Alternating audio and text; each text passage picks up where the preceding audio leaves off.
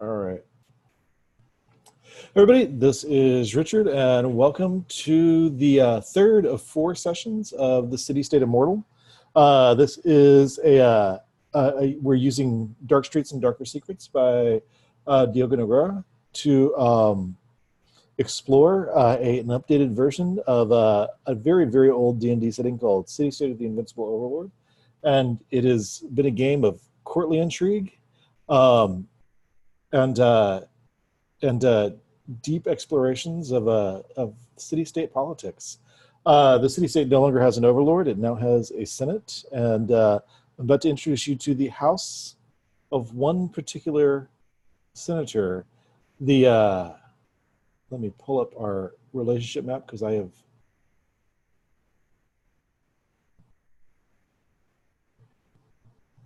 Wrong folder. We're the wrong one particular house. The senator of House Morrow, Duchess Teresa. And you are looking at the attendants and family of Duchess Teresa who live in her house. And I'm going to start with her near cousin, Alistair Featherfield. Alistair, take it away and introduce yourself. All right. My character is Alistair. He is the spouse's half-sibling who was sent here by their father to deal with, to make sure his interests are being kept, or maybe being met, rather. And yeah, he's forming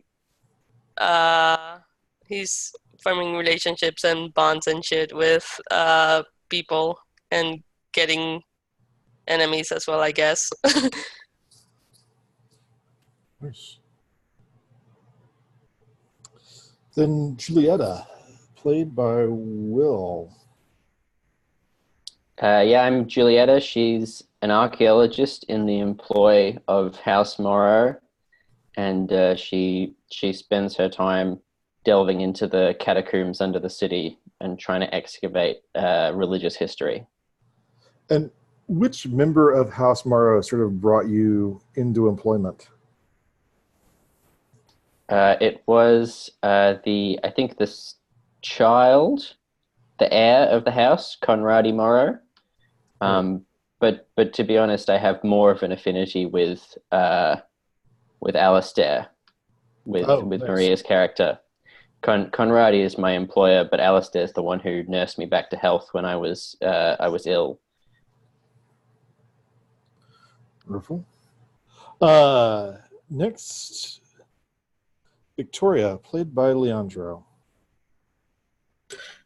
Yeah, so Victoria Spire is kind of like the fixer of the house. Basically, she's the connection between the more respectable aristocrats of House Morrow to the more lowly underground figures of the city. Well, that's what she's meant to be. Whether she does well in her job is her luck varies throughout this session, for sure. She answers directly to the Duchess. Duchess is kind of the one who brought her in under the, I think it was a recommendation of another aristocrat, Madame Chance. And yeah, Victoria used to work as an actress, still use those skills every now and then and those contacts. Shame she didn't pick up any resistance to alcohol during that time, but, well, that's priorities. And finally, a character who could not join us because Zhao, who plays this character, was about to do his doctoral thesis defense last week. So, Dr. Zhao, would you like to introduce us to Otto? Sure. So I'm playing Otto Van Pelton. Otto is the, inside quotes, spiritual advisor of the lady Hendrika, who's the spouse of the Duchess. And spiritual advisor is just like a fake name. What he actually does is he brings her gossip from the dead, because he's a seer and he's able to talk to the dead. And that's pretty much. Well, he also has a relationship with the bishop of the main religion followed in the city, and that's a forbidden relationship. So they try to keep that in secret. Although some people in the group know about that. That is a romantic relationship, correct? Right. All right. And let's start with you, because when we last left Otto,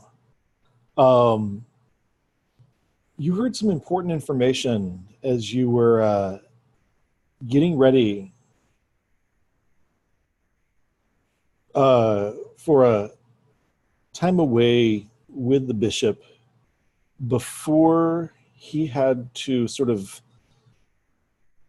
get into the swing of the summer festival, which is a large summer religious festival. What did you learn during that dinner with the bishop before the summer festival started? So he told me that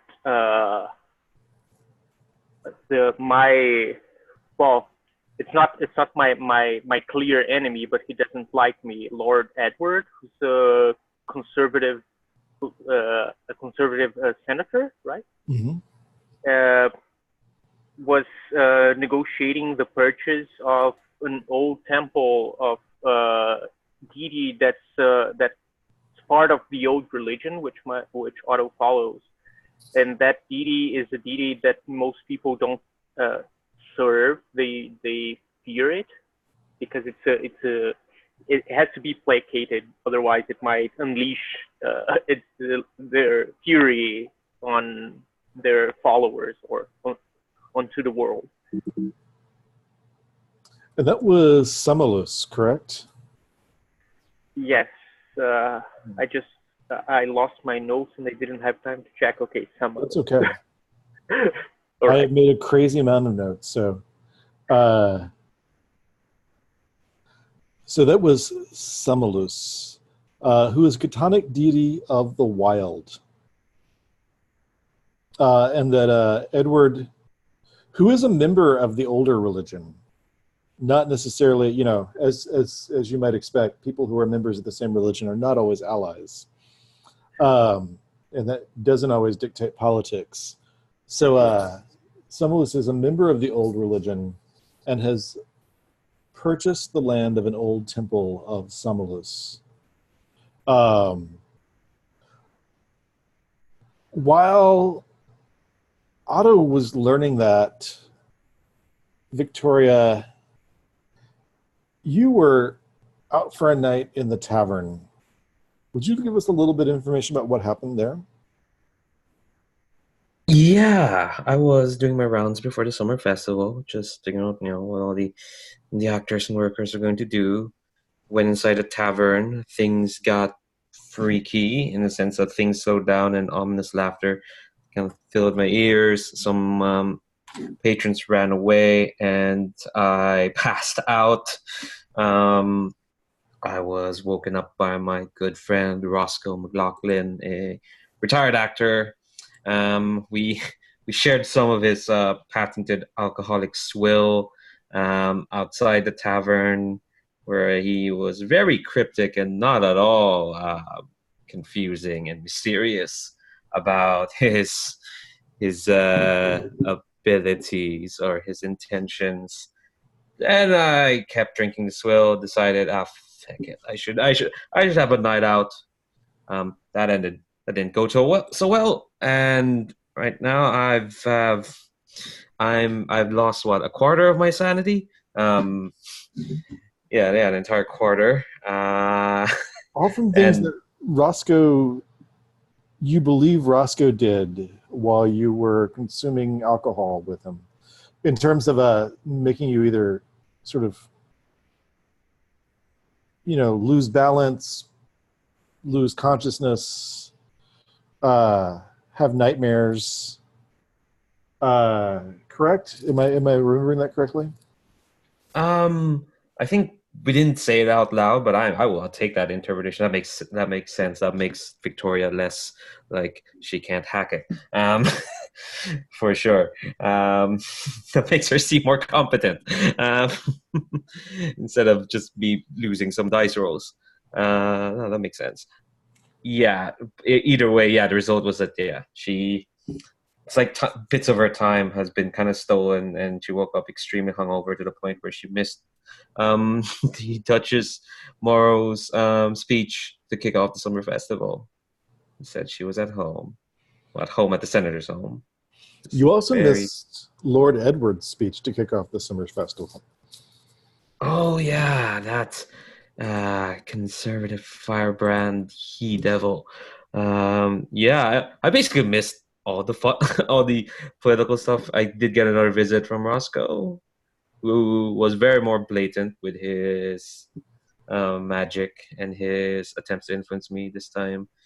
The dice roll was in my favor, so I managed to shake it off. But he was very clear. That's true. Roscoe came to visit you the next morning, didn't he? Yeah.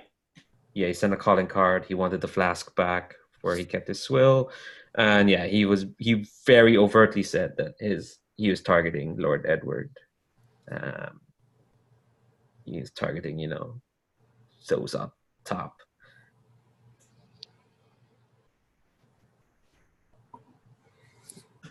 And he seemed to imply that other people in the Senate weren't much better than Lord Edward, if I remember correctly. Yeah. And Victoria kind of responded by just shrugging and says, yeah, duh. Don't know how you feel about that. I mean, not too well.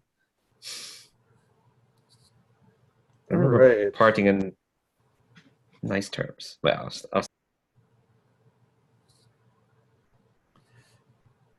Julieta, you did go with the Duchess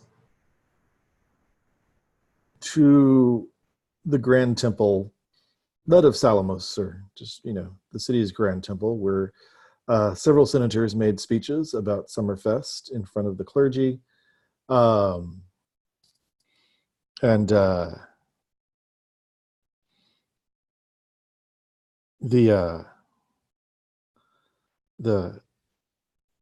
The monarch of the capital is there, the queen, though the queen is very ceremonial, head of state, not much influence over the government type of person.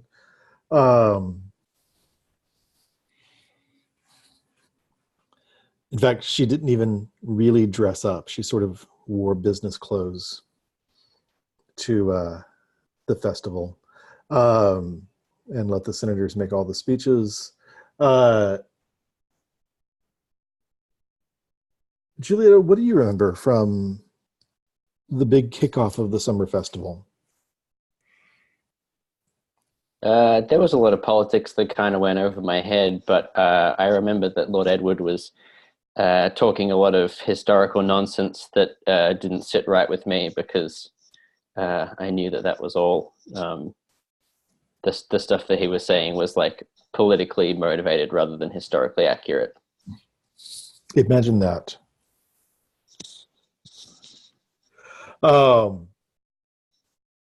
And catching up to at least that point before you guys left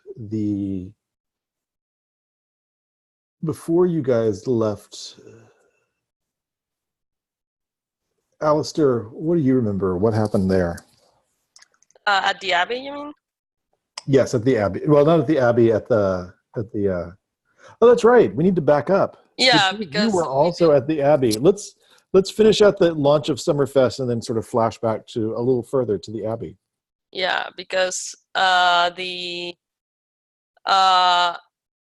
Alistair was sizing Lord Edward up, and he got a letter from some cultist looking people. I don't remember the exact, but like priests. Mm-hmm. And something about it's ready or some shit, some ominous shit. And I approached him. We exchanged veiled threats because, of course. And then You were both we standing in public. yeah, and then during the speech, all the conservatives fucking left, or the speech that my my sister's spouse made, the senator Right. Morrow.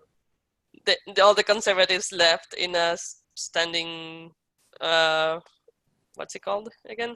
Just a walkout. Yeah, they just walked out. And yeah, and then after the speech, the senator and Conradi stayed, and we and Hendrika, myself, and Julieta took a cab home, but stuff happened. But let's rewind, I guess, before then. Right. So at the end of last session, you had Hendrika, and we'll catch up with what was going on there, in a sort of like a hansom cab.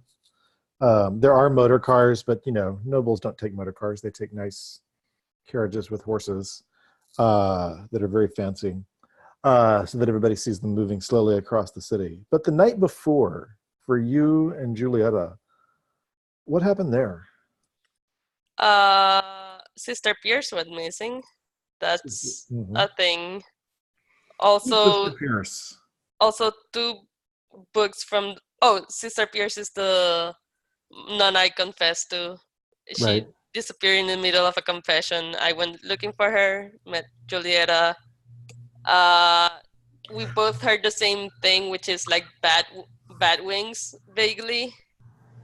And it seems that the whatever it was took 2 tomes of the genealogy of the monarchy before it became a senate.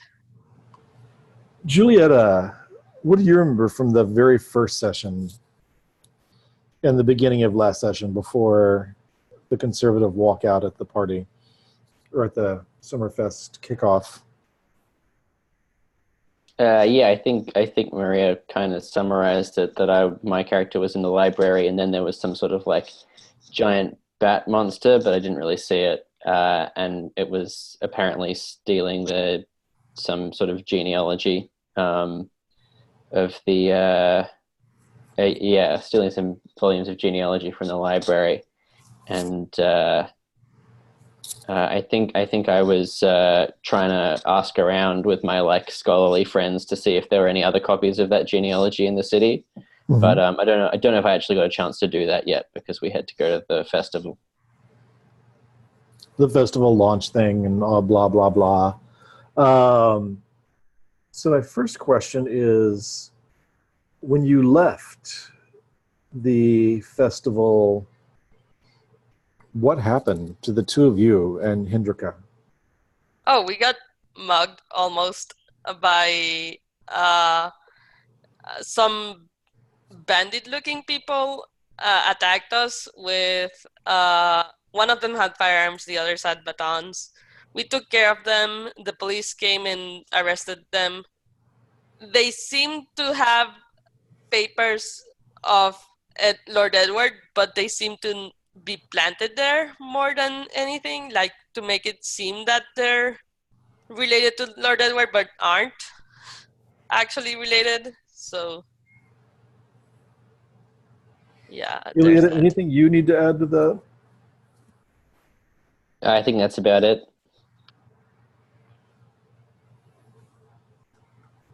So I think, and Victoria, you were not about to leave home. No, I think you'd already missed the speeches, which I know are your favorite things, correct? Can't. I'm beating myself up for missing them. No, I think the last shot we had is like after meeting Roscoe, she just cracked open a bottle of wine, and clearly have not learned anything from last night, from the night before. Are your hands a little shaky right now? They're not as still as I wish they could be. And it's wine, not spirits, correct? Yeah, this is wine. Have you breakfasted at all yet? Are you ordering breakfast? What's the? I think I think the servants gave her some crackers. Some pastry. Yeah, some small pastries. That's breakfast enough. Seltzer. Yeah, there was some seltzer. And then wine. Not a morning stimulant, just straight to the relaxant. Yeah. Okay. Need to get relaxed after having that chat with Roscoe. Otto.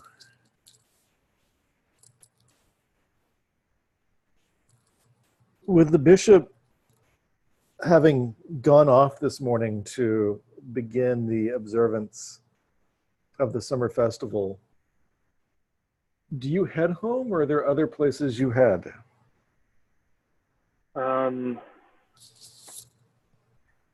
I'm really curious about this whole situation of the temple being purchased, and I want to maybe try to find out more about it. Okay. So I want to. Is there any? Do I know any people I could ask about that kind of negotiation? Is there any kind of registry for like property in the city or something like that? It would be closed on Summerfest. Oh, right. Or at least at the beginning of summer festivals. But you might know somebody named Victoria who can open doors. Yeah, maybe I'll pay her a visit then. Since you live in the same house, luckily. Oh, yeah. So that's easy. All right. So I didn't want to assume you were all coming back together, but that does sort of give me a chance to bring you all back together. And I think Victoria, Julieta, Alistair, and Otto arrive home around the same time as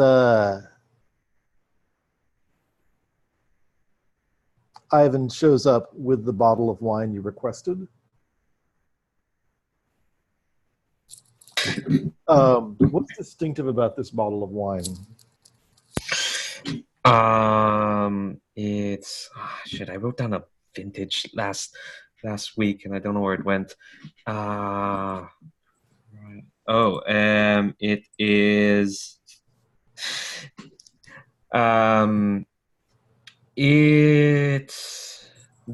I think it's a. It looks pure white, the bottle, but if you catch it in a certain angle, it looks completely transparent. Oh, so it's almost just a label. Yeah. Okay. And it's a very, very like water white wine.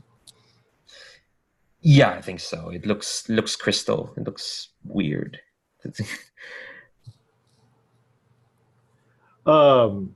Popular, obscure. I think it's probably a bit obscure. It's always something she picked up when she was traveling around. Not something you get easily. All right.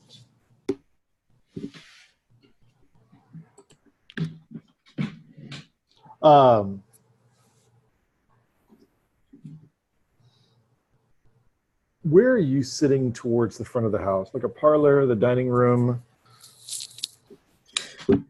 Yeah, I think I'm probably still sitting where I received Roscoe, so it's probably the parlor. All right. So is the two of you, Julieta and Alistair, leading Lady Hendrika into the house where her personal attendants sort of come and fuss over her. Otto, you get home just after they come in, and you can see a great fuss being made by Hendrika's attendants over Hendrika. Julieta, fisticuffs were involved. What's the tell that Julieta has had a very rough late morning. Hair, a bit of clothing. Yeah, I think I've got kind of bloody knuckles from socking a guy, so I've torn off a bit of my dress and wrapped it around my hand. And certainly, the precision bits of putting a morning dress into place in current fashion are not, having attempted to grapple someone, some of those are coming undone. What's one thing about Julieta's look that is unexpectedly pristine? Like no makeup off, hair is perfect. Yeah, I don't know. She's got ribbons in her hair that are still perfect. So clearly roughed up, but nothing has perturbed her her very perfect coiffure, which I'm mispronouncing badly. I apologize. I'm pronouncing it like I'm from Texas. And Alistair, remind me, physical engagement. What happened to you last time? I got I think I got one hit. Hit once or twice. I don't remember how many. I think it was once. With batons, correct? Yeah, with batons. But I stabbed a guy, so. And So you've that got blood guy on your was hand, really right? loud. Sorry? You've got blood on your hand. Yeah, I have blood on my hand. Is it? What about Alistair's look is completely unperturbed? I think it's just that. Oh, excuse me. Is that food?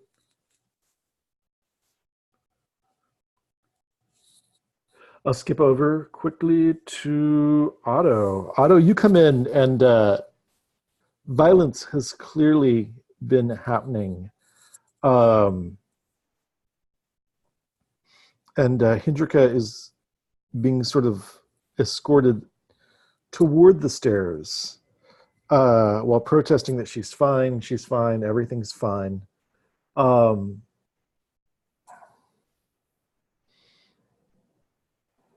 Yeah, I think you know that Hindrika is very, very hard to upset, and she is showing that hard to upset face now as she sort of dictates messages to be sent to the Duchess. And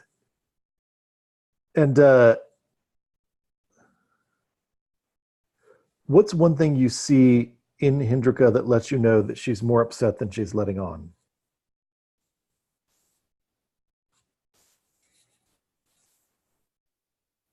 I think her tone of voice is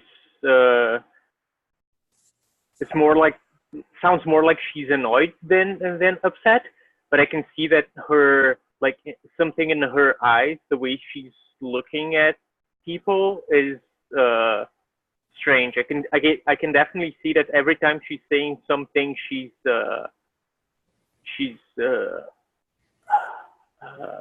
like omitting something else. Perfect. All right. And Victoria, in addition to everything else that's gone wrong this morning, now there is a massive commotion in the hall outside the parlor. Just as you've gotten some of the wine into a glass. And let's bring you all into the hallway, the grand hallway of the manor together. I'm sorry. I'm back. No worries. You're all coming into the grand hallway of the manor at the same time. How does this play out? What do you say to each other? Otto has clearly been abroad for the evening.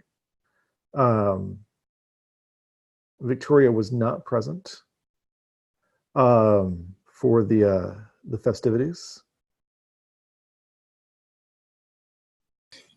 I think Victoria comes to the hall with. Yeah, no, she's carrying the glass of wine. Sure. Let's paint some bad impressions of her. Yeah, I think the first people she sees are Alistair and Julieta. She just kind of like almost toasts them, says, "Well, you two look like shit. What happened?" Oh, we were attacked by Lord Edward's goons. They weren't Lord Edward's guns. What are you talking about? They were carrying his pamphlets. They were planted there. None of those people were at the conference. Wow. Oh, okay. I guess that went over my head. Lucky we have you there, Alistair. And to elaborate on the thing that I walked off of about, you see that he had the thing that you see that is strange about him is that he seems to have like maybe broken ribs, but he doesn't seem to like care. Like he still has perfect posture and stuff. So yeah. They're not necessarily broken, but definitely bruised in the ribs. Yeah, bruised ribs definitely, but like it doesn't affect his posture. It's still like pinpoint.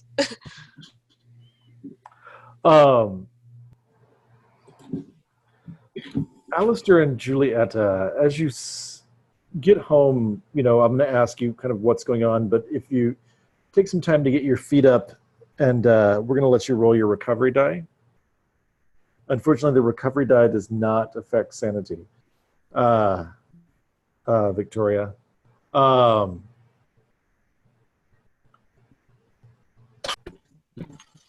So the two of you just heard that they were attacked. Hendrika was with them, clearly. So somebody clearly attacked the carriage of the house. The Duchess's own spouse.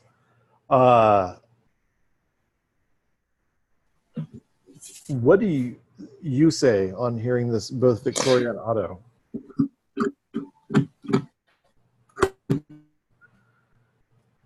Well, sorry, I was muted. Otto will approach them and like look at the state of their clothes, and at Victoria drinking a glass of wine, and will say something like, "These festivities of your religion are unnecessarily violent," and then he's just like show a little smirk, and then no, but seriously, what happened? We were attacked by thugs. I do not know why they would try to frame Lord Edward, or who paid them to. Were they trying to rob something, like steal something? They tried to rob us. Okay, so just like anything of value, not something specific.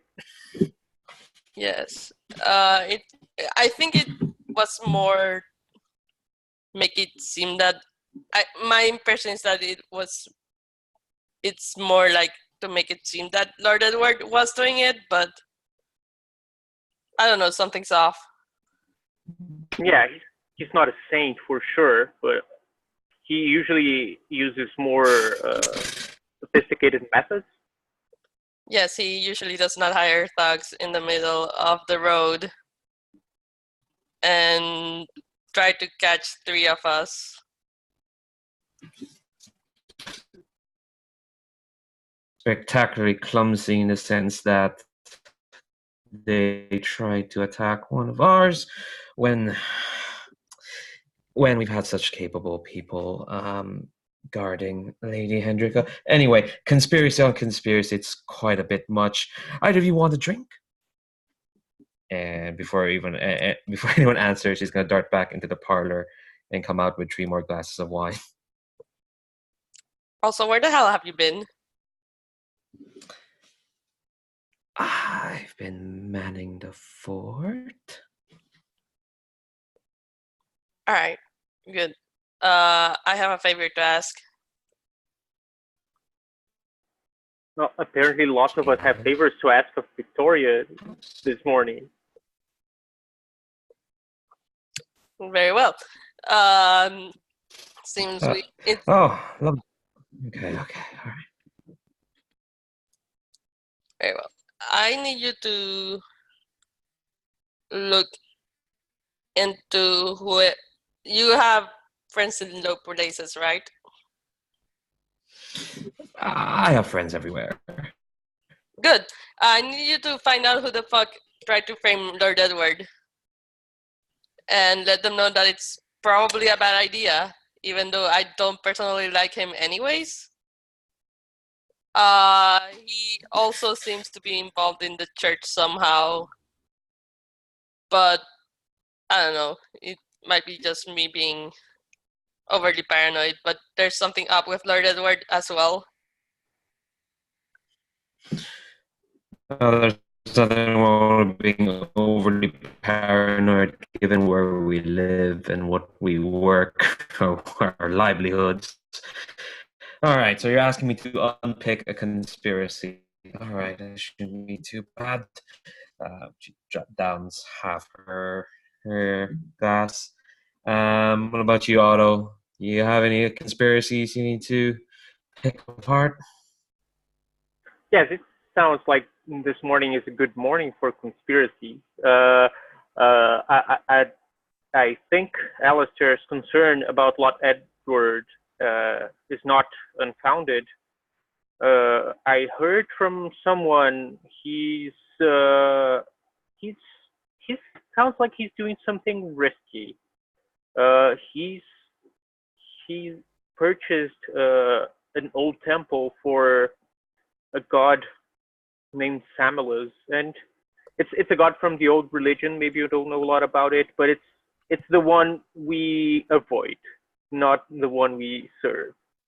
Do they have bad demons? Yes, I'd say Well so. then. Well then. I was just gonna say the politics stuff is all very well, but I'm pretty worried about Sister Pierce. She's still missing, and Yes. maybe this temple has some connection to the bat demon that abducted her. We don't even really know if she was abducted by the bat creature, but it seems like a logical thing to surmise. Yes. So Is this temple in the city or outside the city? Well, it sounds like you already. Yeah, that's exactly what I was gonna ask our friend Victoria to find out. I don't know. Did you get a name for the temple?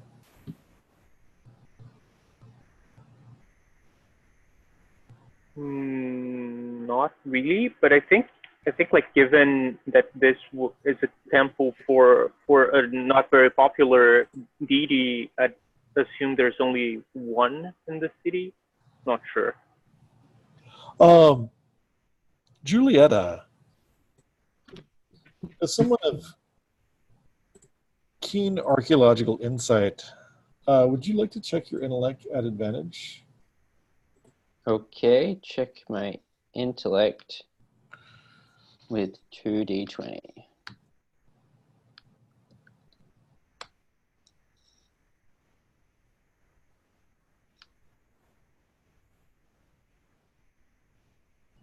Just coming through. So I got a 6, which is probably lower than my intellect. Yep, it is. Your intellect's a 13. What'd you get on the other d20? Just curious. 20. 20. Okay. All right. And what is your complication? If you remind me, Juliet, I remember here it just says questions, and I couldn't remember exactly what yours was. I think it's questions about the history of the two religions and how they intersect. Right. Okay. And you had found some ruins not far from the city, correct? Yeah, Okay, on Bear Mountain. right. Um,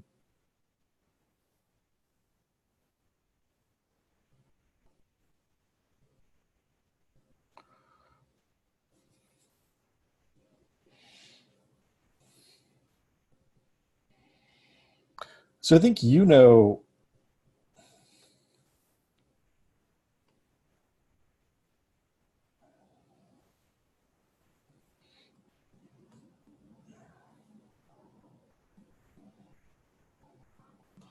Um, maybe it only makes sense to you right now. There is a ruined temple up at the top of Royal Hill. Um,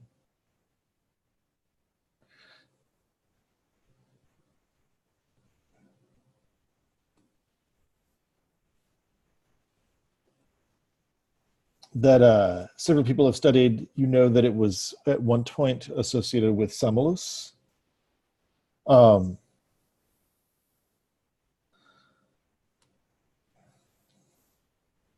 and it occurs to you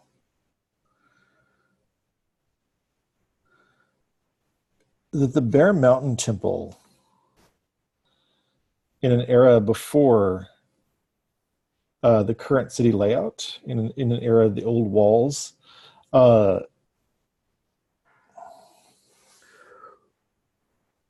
would only have been able to see one space inside the city from where it is, and that would be the Royal Mountain Temple, or the Temple of Royal Hill. Sorry.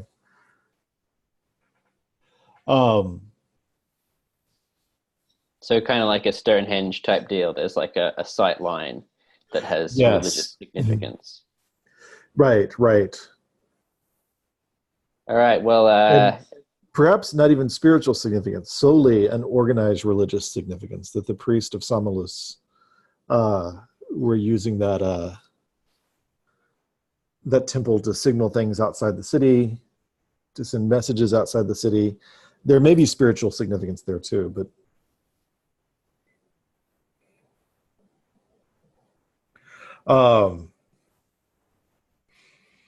so that strikes you as a thing that a connection you'd not known before or had not realized before. Go ahead. I'm sorry. I didn't interrupt you, Julieta. oh yeah. Well, yeah. So I'm gonna say, look, I think maybe this ruined temple on Royal Hill is the place that Lord Edward is purchasing, and it might be worth checking out. Like, I don't know if how many of you would want to come along. Maybe you got to deal with this politics stuff that I don't really understand, but I understand creeping around in old ruins, and I understand trying to rescue someone if she's been kidnapped by some sort of horrible monster. What do you think? Yeah, that all sounds like the work of heroes and adventurers, and frankly, I'm not built for that kind of adventure. Although, Julieta, you seem terribly built for that sort of thing. For the viewers at home, Julieta has more physique than the entire rest of the party put together. Well, Otto is an old man, okay? She has more physique than the dove, which is saying something. It's amazing. So you were following up there, Victoria. I did not mean to interrupt you. Sorry. No, I think the only thing that I had left to say was like, yeah, you can deal with the ancient Roman ruins. I prefer to deal with the politics.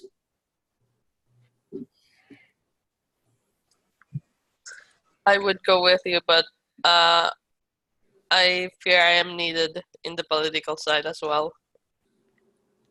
So I think I'll be the one to join you. Since it's a religious temple belonging to the old religion, maybe I might have some.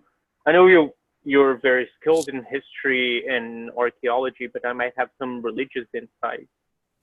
Oh, I'm always valuable to have your input, Otto, especially with mystical matters.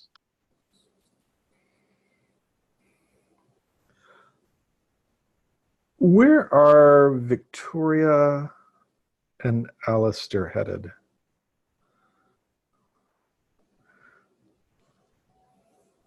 I think I'm Victoria. I'll probably take Alistair up.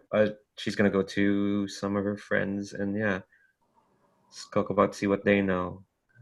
First up being probably her aristocrat friend, Madame Josephine Chance. Oh. Alistair, are you going along with Victoria, or are you going to somewhere on your own sort of errands? I'm thinking I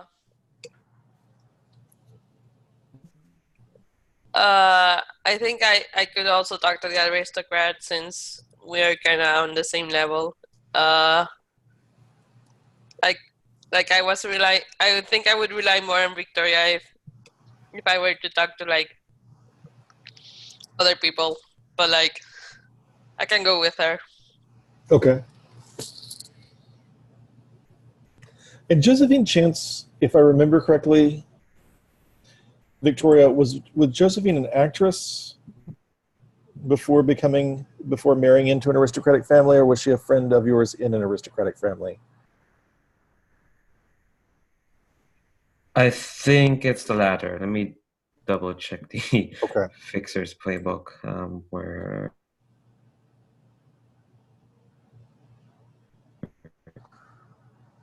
she came from. Yeah, she's an aristocratic confidant, old friend who taught me the subtle art of getting away. I think I probably used to work for her for her family, and we were kind of friends in that.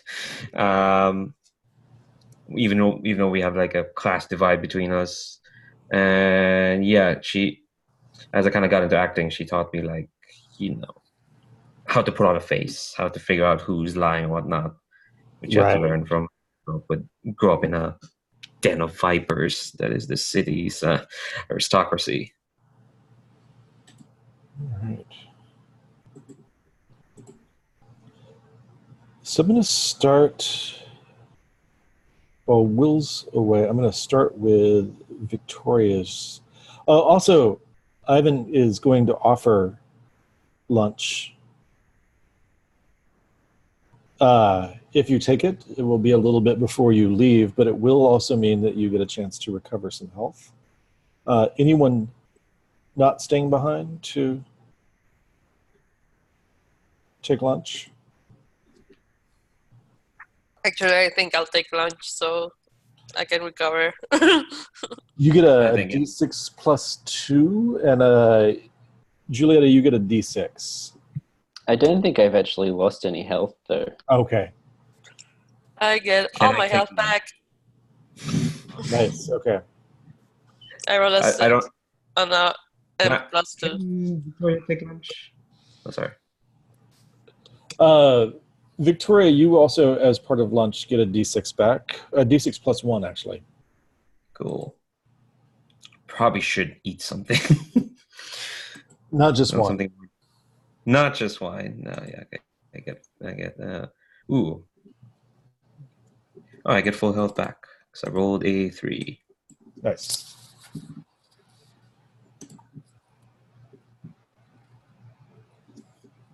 What I want to do is get you into these next scenes, and then we'll take like a 10-15 minute break, come back and finish out, and see where you guys in the afternoon as evening starts to set over the city, and we'll pick up next session with evening in the city.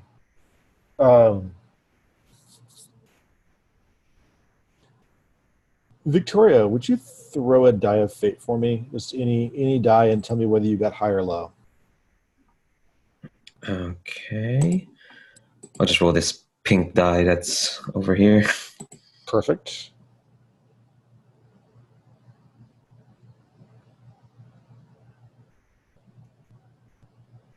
Just tell me what you get on the die.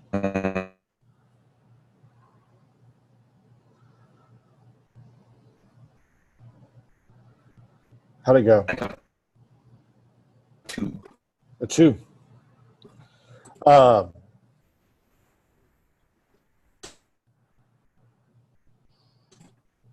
sorry, I got I'm sorry? 2. You got a 4. Oh, a 4. I got a 4. Oh, you got a 4. I got a 4. Sorry, I used it right after you reported the 2. Sorry. Yep, I can hear you now. You've suddenly caught up all at once there. All right. Okay, that's weird.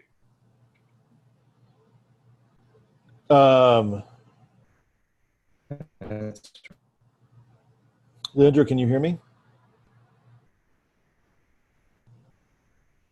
Really weird. I'm going to stop your video real quick just to see if that will help catch you back up. Leandro, can you hear me?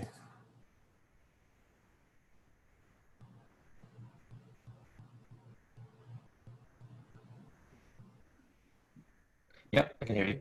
Okay. Can you I can hear hear me? you a little better now. Let's try your video off for a bit.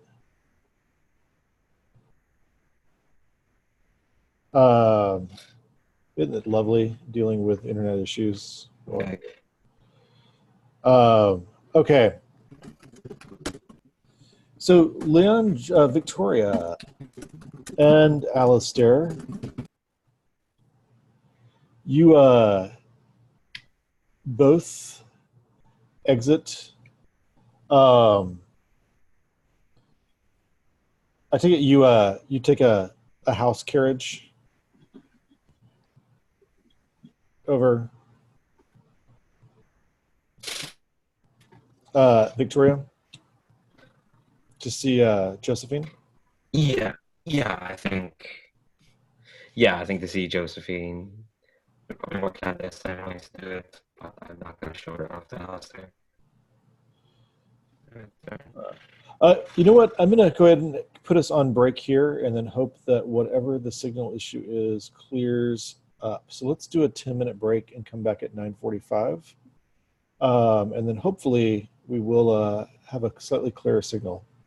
So I'm going to pause the recording and see you guys in 10-15 minutes. Cool. Resume recording. Okay.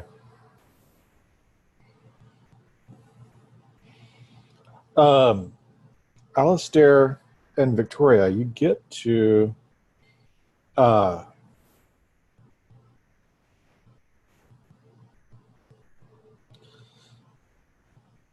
Madame Chance's house.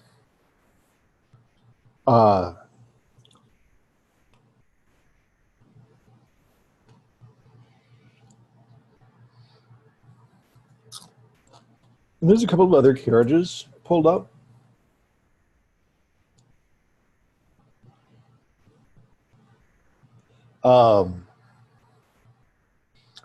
Including a couple of just cabs. Public hire cabs. What do I know about Madam Chance? You know that wife of an aristocrat, but not a senator?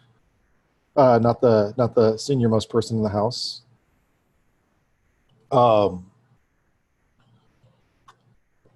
Socialite, rather popular. Has a certain, Leandro, would it be fair to say, libertine streak? Yeah, definitely. Okay. So I think, yeah, a libertine streak. And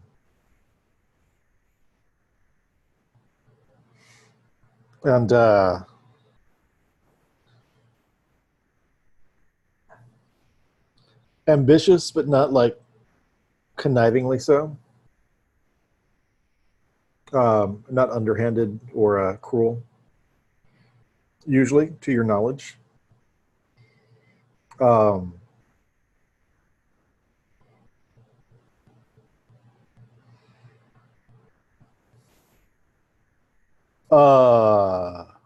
What do the two of you do?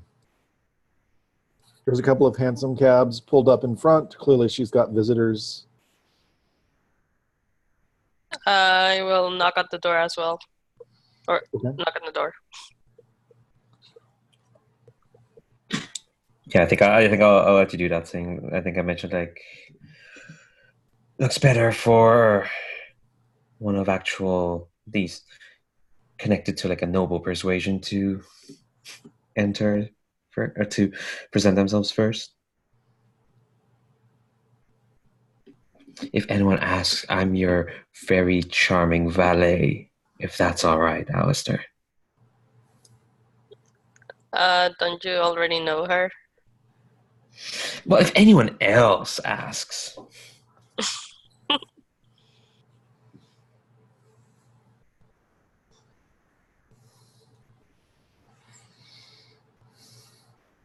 A very cold-eyed person in sort of a gray jacket and pants opens the door, and not particularly old, but a face that is definitely drawn and pointed and sharp. Clears their throat and hands out their hand for your card, Alistair. I assume I have cards, so I will. Yeah. I'm assuming that you would not leave home without cards. All right, You're a Featherfield, not a dress fall. Bruh.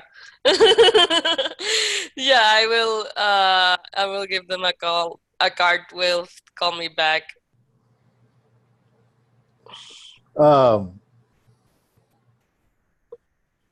Looking behind the person, does it seem that any visitors, like, is it crowded or how much is it? Or can I see anyone?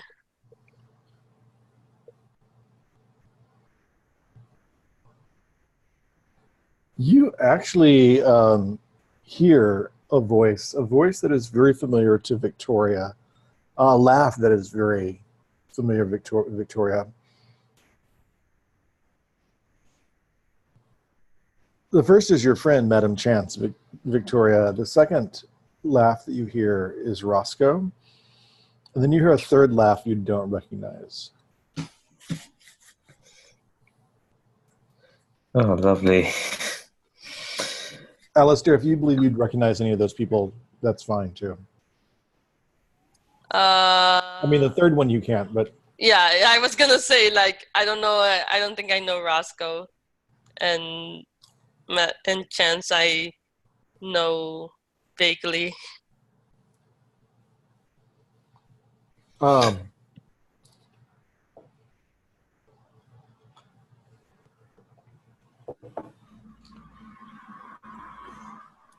person in the gray jacket sort of looks at both of you and said, "My lady is currently indisposed.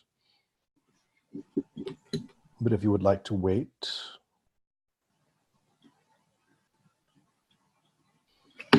Sort of looks at you with a questioning glance. I'm sure my lady Chance won't be... Isn't that too indisposed to not see an old friend?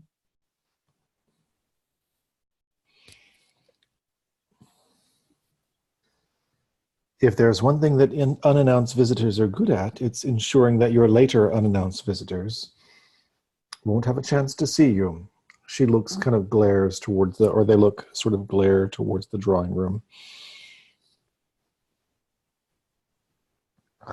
And sort of disappear around a corner.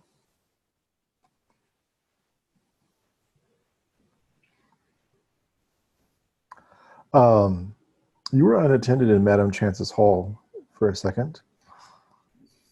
What do you do?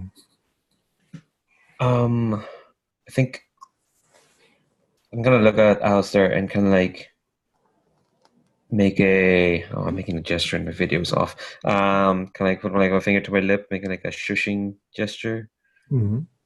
and I kind of nod to the door towards where I could hear the voices. Mhm. Right.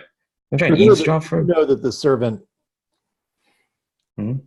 cannot go in through that door. Can't just go in through the public drawing room door. A servant can't. Not unless they're bringing you there. They couldn't just Mhm. open it with a message. Yeah. Can I try and just eavesdrop? Just to see if there's any more conversation beyond the laughter. Of course.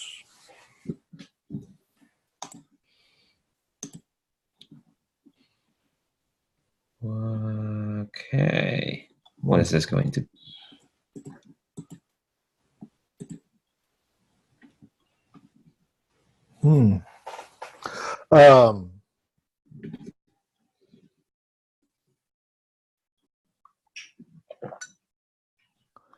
You put your ear up just as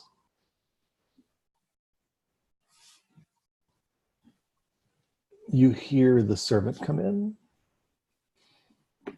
to the room from whatever side door the servants use, clearly producing your card or Alistair's card.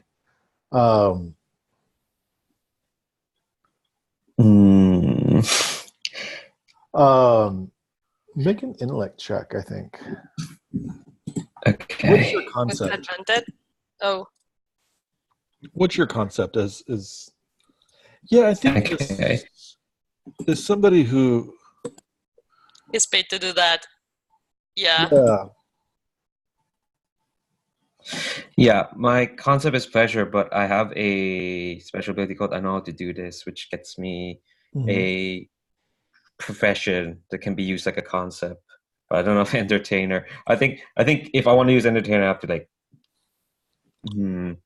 I've kind of like describe what I'm doing. Not really. I don't think think eavesdropping fits under pleasure. I think the eavesdropping sort of fits under pleasure, though. Okay. Does that sort of make sense? Make an agility check. Focus on agility rather than intellect. Okay. So if I'm playing a concept, that means that do I roll with advantage? Is that Yep. You roll with a positive dice. You roll twice and take the best. nice? Or rather, you take the one you want. Oh, okay. Yeah. I'll take it's a 14 and a 16. It's not So what happens if I your agility is a 14. Yeah, it is. Yeah. Which So means it's a critical. if I match it. Which means it's a critical. Oh, lovely. So what this looks like is that as soon as I hear the door and the side door opens, I'm gonna like mime padding around the floor and then I kind of stand up and it's like you never want to lose like your lenses, right, Alistair? Right. Like, confused.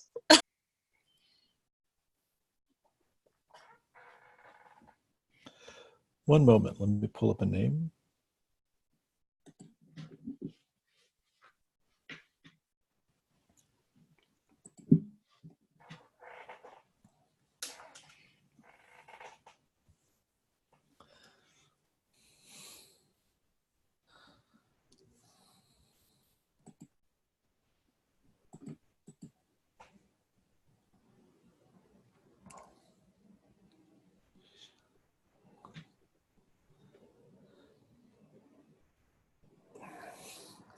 You hear explicitly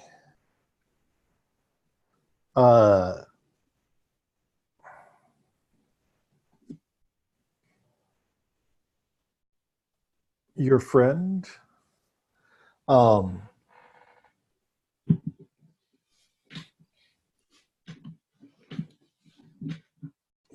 Madam Chance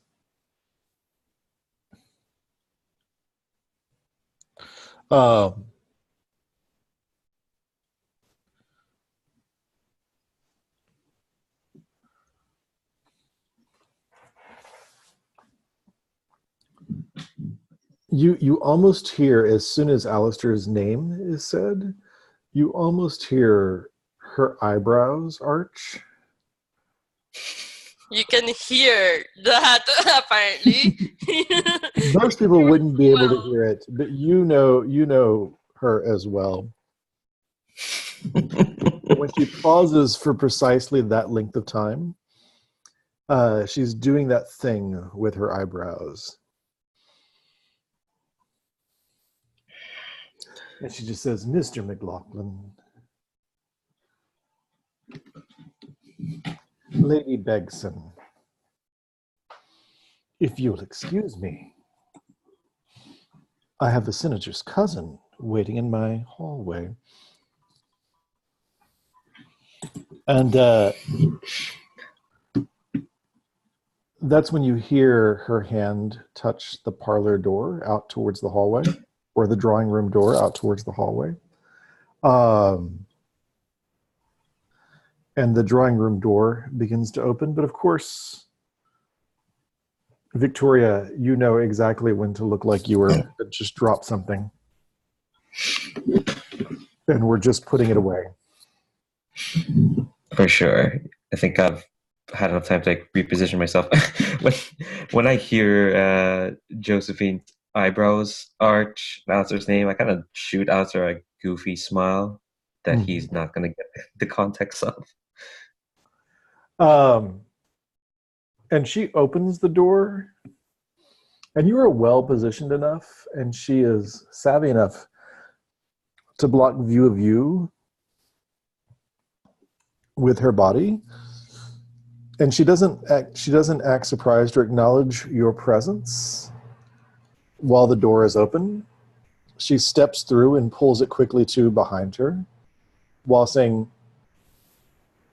Mr. Featherfield, what do I owe the pleasure to? You were headed to Royal Hill, correct, Julieta and Otto? It's around 1:30 in the afternoon, maybe closer to 2. You've got several hours of daylight left, maybe a little past 2, but it doesn't really matter. It's summer. Royal Hill is in the middle of a large public park. So you see families of several social classes sort of lounging about. There are a few private gardens. Near the park where people can buy beer or lounge with other people.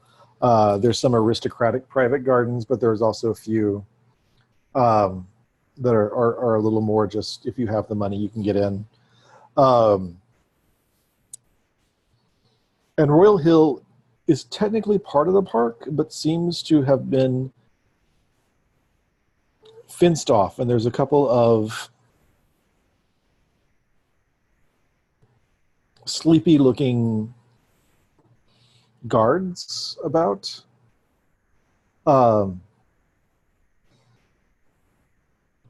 It is the summer festival, the beginning of the summer festival, so there are several musicians and small orchestras sort of competing for people's attention in the park. There's lots of children. There's lots of laborers. There are a few workers' union rallies taking place in the park.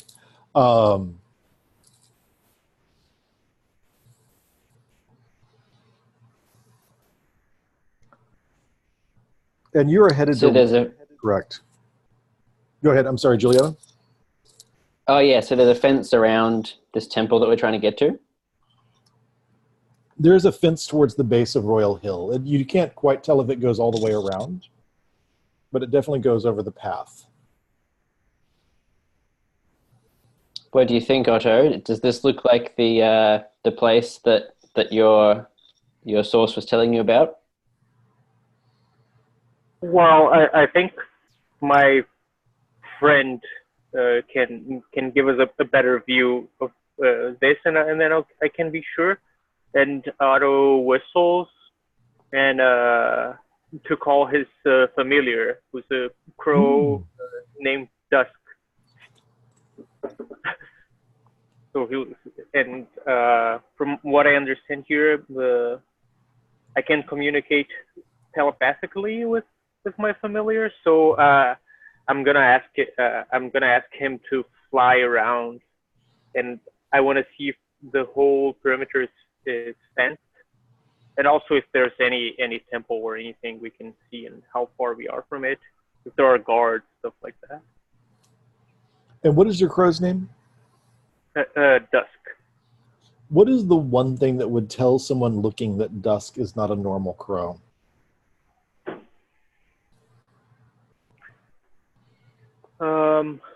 If they were looking closely, it doesn't, you know.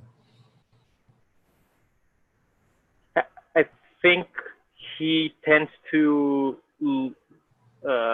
look people in the eye, like humans would look at each other, and instead of like having the normal twitching birds usually have, he stands very still. Nice. So you're going to send Dusk out to sort of scout? Yes. Fly around, land anywhere? Yeah, if there's any constructions that look like a temple, I don't know if he knows enough, but since I can communicate with him, I can say, oh, go and like perch over there. Yeah, I just want to know like how, because there are some guards around, and I'm worried that like if they're doing something sketchy here, they would probably have guards around. So I want to know like the extent of these protections. I think both of you would know Royal Hill is closed more often than it's open. Mm-hmm. There are some ruins at the top of Royal Hill, I think, as I mentioned. Mm-hmm. Both of you will have been able to go up there and see them at various times in the past. They're pretty thoroughly ruined, so that they're not particularly easy to sort of make out what they were. And of course, they are property of the crown, or were property of the crown.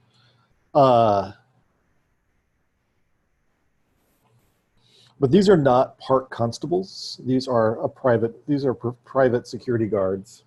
Mm-hmm. And Dust takes off and kind of does start with a circle of the hill.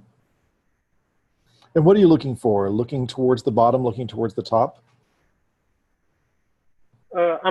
I'm just trying to see like if anywhere, like I think starting at the top, if there's any activity there, if there are people around. It's difficult to see specific people, possibly because it is 2 o'clock and sort of the heat of the day is on. But there are pavilion tents around the ruins, and there are definitely a couple of carriages and a couple of motorbikes near the top of the park. Okay.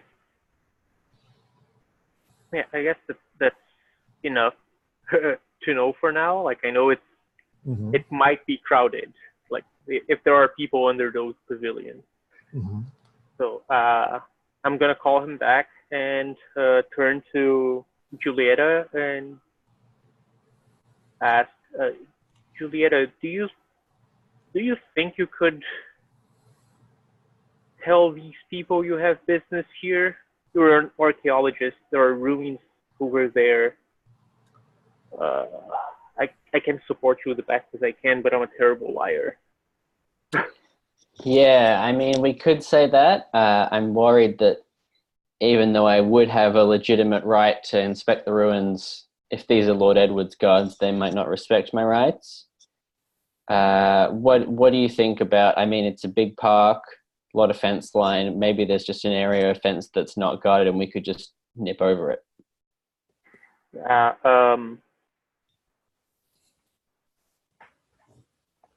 I'm pretty sure there are tents on the top of the hill close to the ruins, and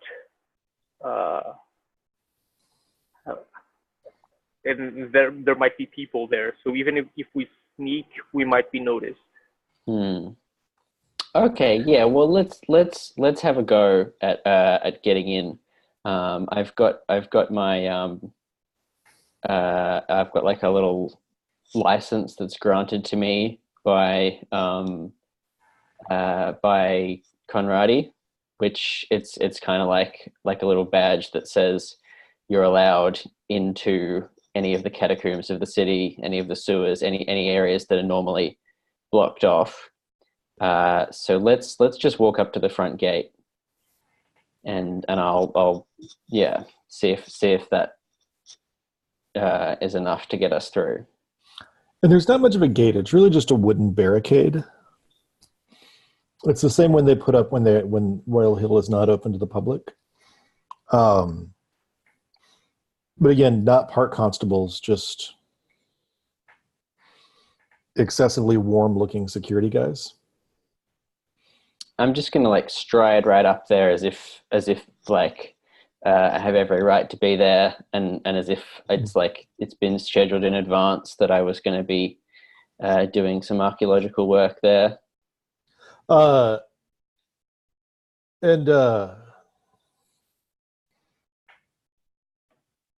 burly sort of red-headed guy who looks like he is not used to wearing a coat and sleeves. For one thing, he's mostly it's open. He's barely wearing it because it's a pretty warm day, and he's clearly been sitting out in the sun. So he's sort of hastily buttoning it up as you kind of come back up, and it's just, how can I help you, ma'am? Greetings, good sir. I'm on my way up to the temple ruins. I've got a scheduled assessment of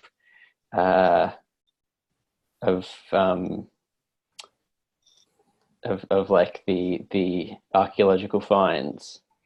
But when Julieta says it, she doesn't say she's much better at lying than I am in real life. Mm-hmm. Do you know who you scheduled it with? He pulls out a notepad from. He was sort of sitting in the doorway of the doorway of a flatbed truck, which is far more simple than the suit he has on would suggest. And there's somebody sort of else in the door in that flatbed truck who's sort of staying back, kind of half hidden by the body of the truck. I'm going to say I was commissioned by the office of Lord Edward. Didn't they tell you I'd be coming? Oh, well, of course, but Lord Edward did not mention anything to us about archaeological appointments today. There's and he I don't know how he does it, but he mispronounces archaeological terribly. Oh well, I'm going to flash my license, and I'm going to say, look, I'm a registered city archaeologist, and there's some urgent preservation work that needs to be done up at the temple. So I'll just send a message up to Lord Edward, who is on premises today. Oh, he's on the premises, is he? Yes, Lord Edward is here today. Something about a very special event tonight that he's setting up for. Okay. Otto will quickly interrupt the conversation and say, "Oh, so maybe there was some misunderstanding. We wouldn't want to disturb him today if he's around. Like, we were supposed to do this by ourselves, weren't we? Yeah, that's right.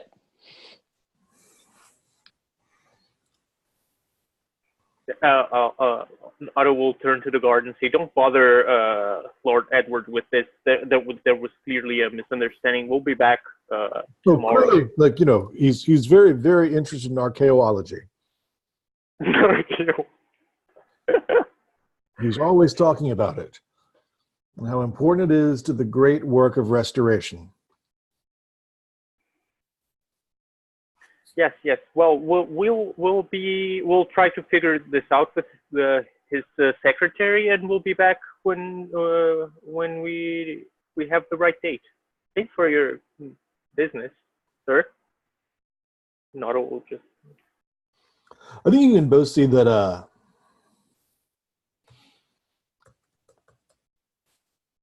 he has a badge on for Nor's security. If you think of anything, when you think of Nor's, you think an analogy for Pinkerton Detective Agency. I know I'm dealing. This is a bit of like weird Chicago lore. Does everybody else know the word? Who Pinkerton is? Yeah, I know Pinkertons. Okay, yeah. Yeah, they were famously the union busting.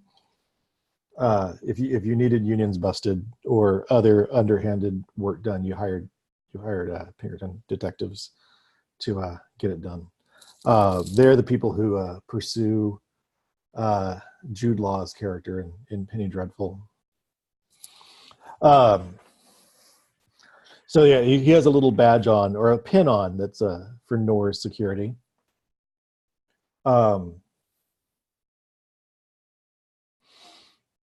And he tips his hat, but he's not wearing one to you, the two of you, and kind of goes back to sit in the open door of the truck while fanning himself with a bit of newspaper. All right, I think it's not so warm if moving about and getting in and out of the shade, but he is sort of in an exposed spot where it's hard to sort of find shade. Let's retreat and try and come up with another plan. That sounds like a good idea. They said something about a great event happening tonight, and I'm pretty sure that's not going to be a fun event. We probably need to find a way to make that not happen. If it's a great event, then there's probably a lot of stuff going in, maybe some food. If Lord Edward and other nobles are there, maybe we could sneak ourselves inside like a cart full of food or something like that. Would both of you make intellect checks? Sure. In 1 second, I'm going to check something.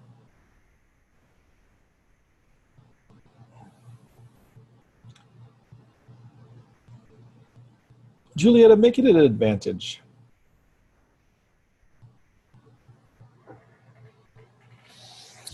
I rolled a 1. There is no difficulty set. So, Julieta, how did you do?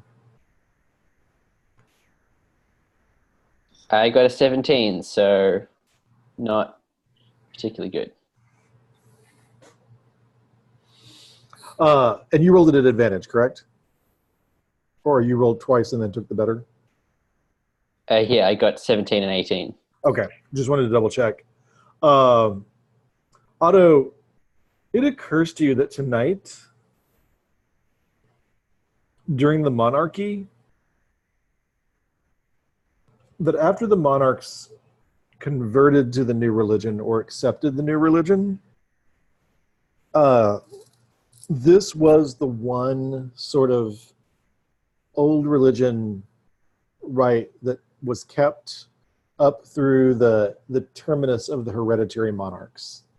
And the old overlords, even after accepting the new religion, completely continued to observe the first night of the summer.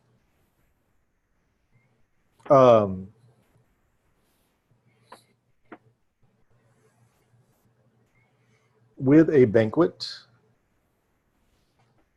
And all sorts of, there was lots of anti-monarch sympathy, but a lot of it sort of centered around the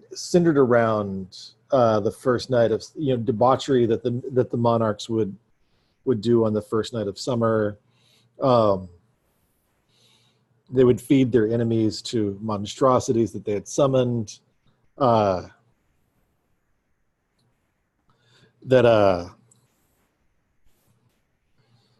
They would initiate their children into demonic mysteries. That they never really accepted the new religion and continued to practice the worst parts of the old religion.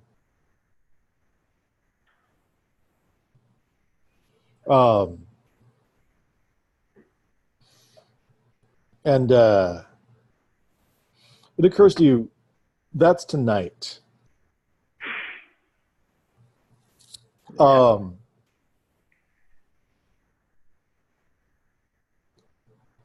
Back at Lady Chance's,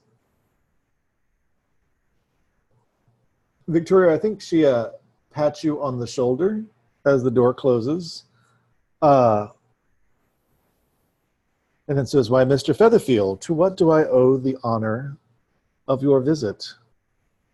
Well, there are some matters that my friend here recommended you for.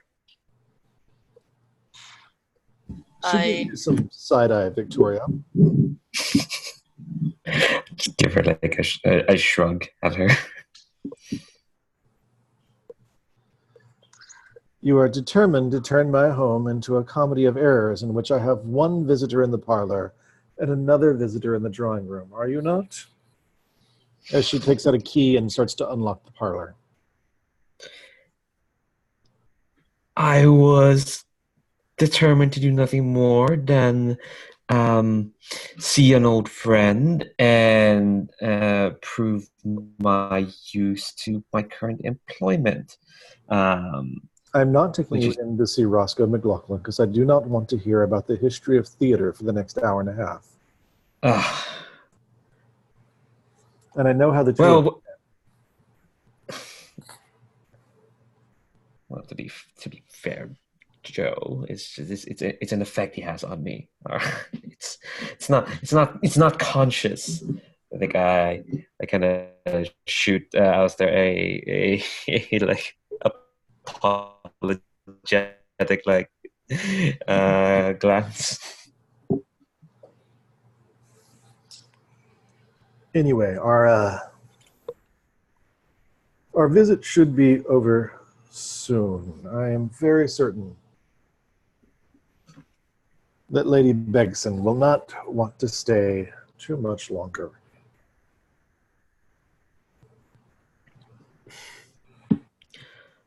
I would have thought that people wouldn't be able to just have enough of your wonderful presence, Joe. You can enjoy my unlocked wine cabinet in the parlor until I'm able to join you.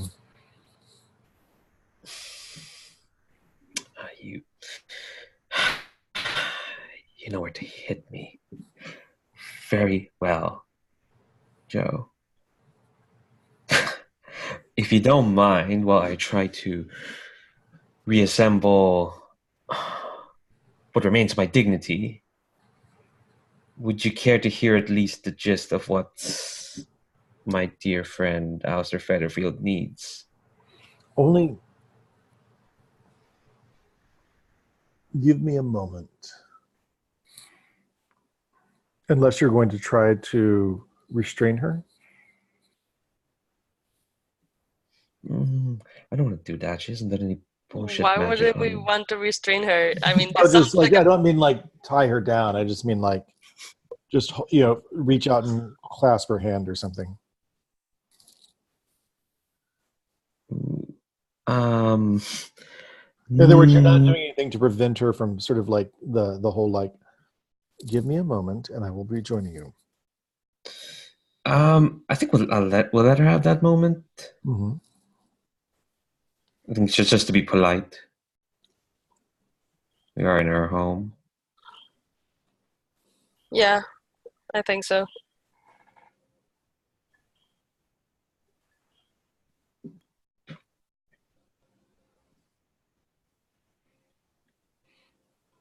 She slips up behind you. She closes the parlor door.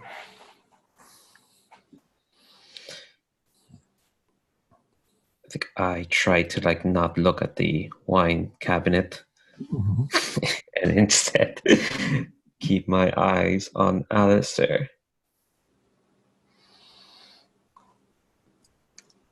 Alistair, what are you doing while you wait?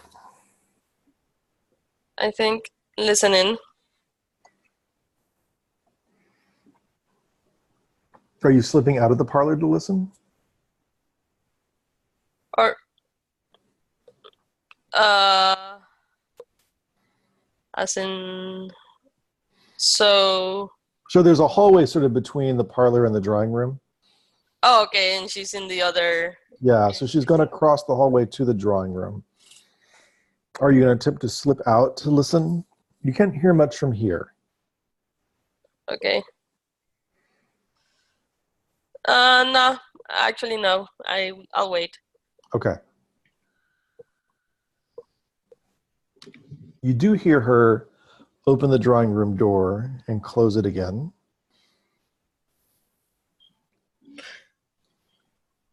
I think oh, go ahead. Go ahead, I'm sorry. I think I'll ask Alistair if he knows who this Lady Begson is. Do I know who this Lady Begson is? She's a very minor eccentric aristocrat who insists that she has a senatorial seat, though she doesn't. So she has like a box in the Senate gallery that's sort of her private box. But she is not a normal member of the Senate. Okay. She's also a famed libertine.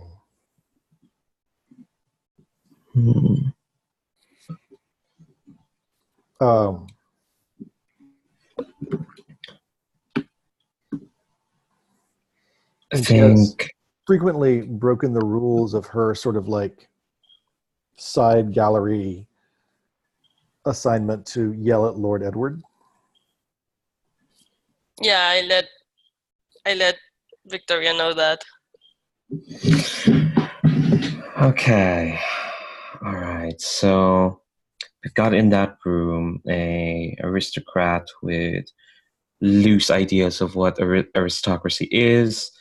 We've got this lady of yours who also has loose ideas of what aristocracy is, and a retired actor with a bit of a grudge on Lord Edward. I probably should have mentioned that.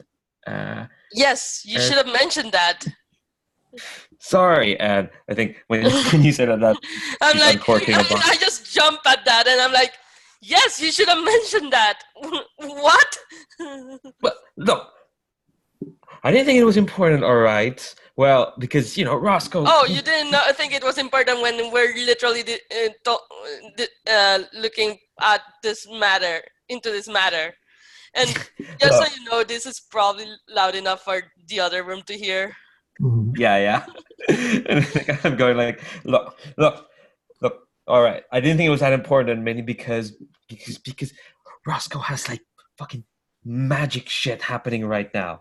On top of that he has magic. Okay, never mind then. I'm going to just walk out of the parlor and go towards the other room.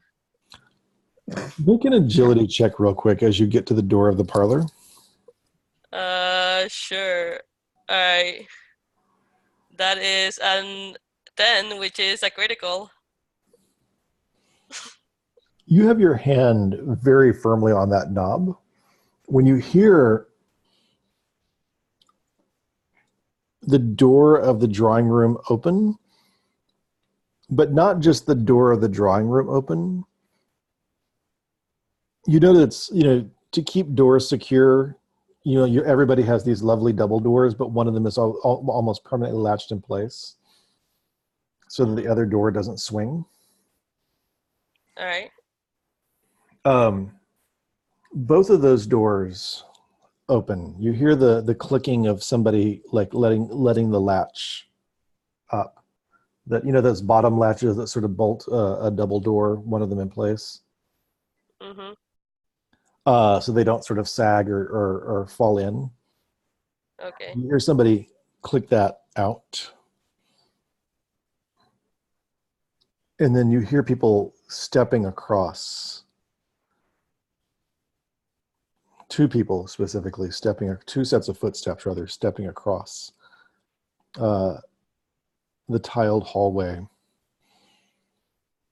towards the parlor and pausing just outside the parlor door.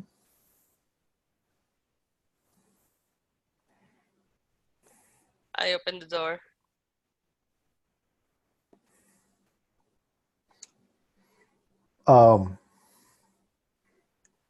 Victoria, you see Alistair open the door,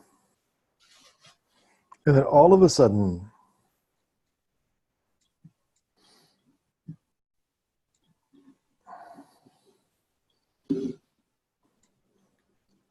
standing there is Roscoe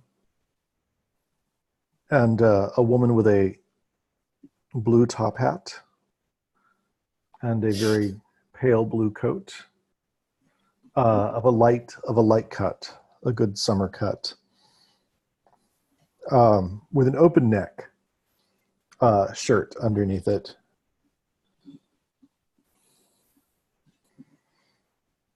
And the woman says something to Roscoe. And Roscoe, what's your willpower? Roscoe? No, sorry, sorry. Blah. Alistair, what's your willpower? 12.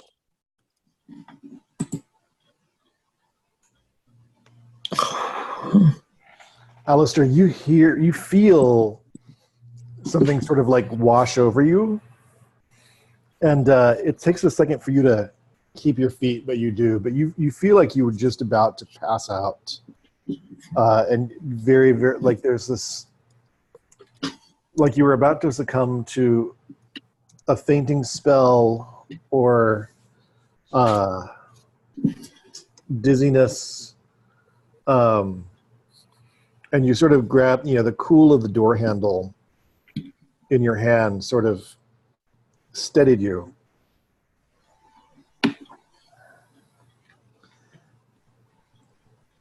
And the woman focuses her eyes on you and starts to go for something in the cummerbund of her jacket. Let's cut back over to the park.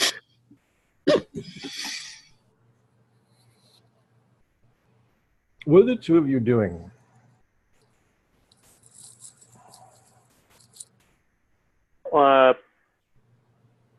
Julieta had proposed that we try to find another way in, maybe sneaking, like on a cart or like on a carriage or something that was like bringing food or something for the event. Is that so like, maybe?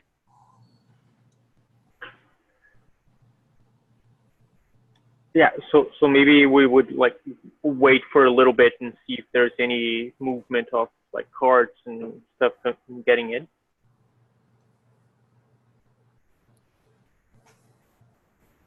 You wait for a bit. You don't see anything that looks like it's delivering food.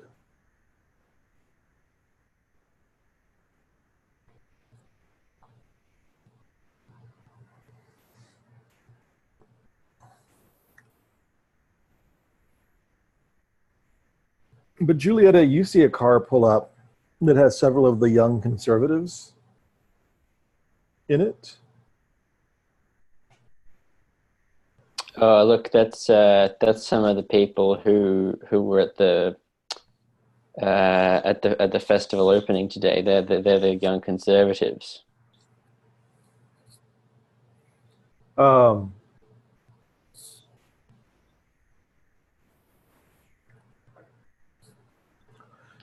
and the Nor's security men come over and sort of give their car a once over and check the trunk, check the back seat. What are the two of you doing while this happens? You said there were only 2 guards, right? Mm-hmm. At this, and are they both busy with the car? Yep. And it was like a lot of like hill, going uphill roads. It's not a straight shot. There's a lot of zigzagging. Mm-hmm. Just to make it approachable. What would be our chances of sneaking past them while they're distracted by the car? It won't be easy, but it's not out. It's not like you're at disadvantage or. Yeah, I'm gonna try to do something better. I'll look at them for like a bit, and I'll concentrate, and then I'll try to glimpse into the future using my glimpse future spell. Mm-hmm.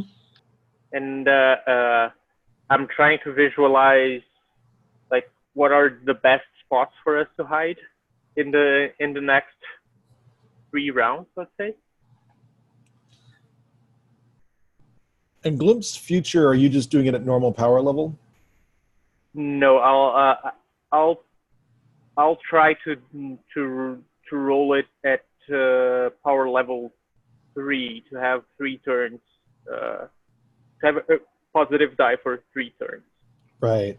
How does the vitality cost work? You pay 1 vitality per power level, so I'm gonna have to pay 3. Okay. So you pay the vitality cost and make a willpower check. I don't have a lot of vitality, so I hope this works. All right. Let me make a willpower check. Mm-hmm. And I rolled a 10. That's a success. What is your willpower? 13. Nice. Okay. And the difficulty of the spell was 3 because of the cast it with power level 3, but that's also success. It actually was 2 because you always take your level off the difficulty. Right. Yeah. True. So you spent 3 vitality. You takes a lot out of you. The young man behind the wheel, as you look, is going to keep talking to that redheaded guy with the open shirt for a bit, for reasons you could probably figure out.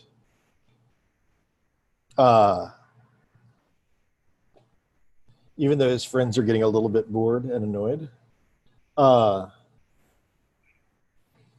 And that he's also very sort of cautious in going up this hill. He does not like the abrupt switchback pattern of the road. And it's a very narrow road. Okay. And if you kind of go behind their truck, the shorter man, the one with the curled wax mustache, who looks a little more put together, is currently facing the car. So if you kind of go around the nose of the truck and up, they may miss you entirely. Right. Especially if you cut the edges of those switchbacks.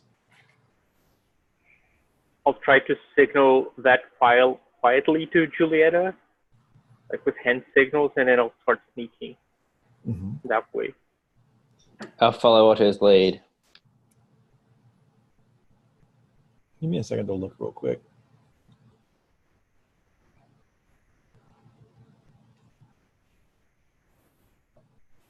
Otto, I'm going to have you make an agility check at advantage. All right.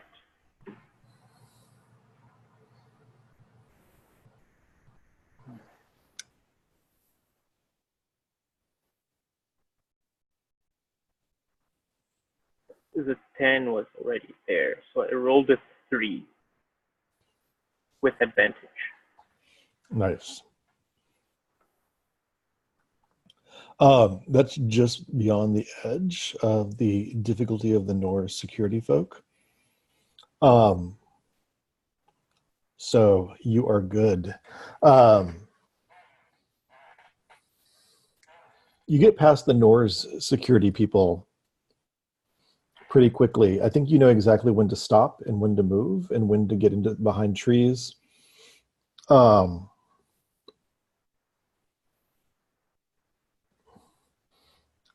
when to hustle along the edge of the road and when to cut in. And you also know when to sort of step down into a little bit of a ravine when they finally do sort of pass you, going very slowly.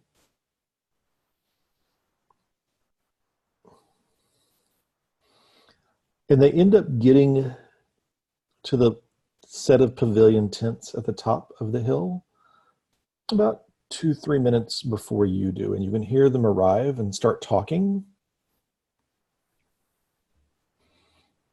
And Julieta, you can hear Lord Edward's distinct voice that you just heard this morning. What does the temple look like in general? It's at the top of the hill, and it's what, like a dilapidated ruin? Have they restored it at all? It is still a very dilapidated ruin. You're not quite there.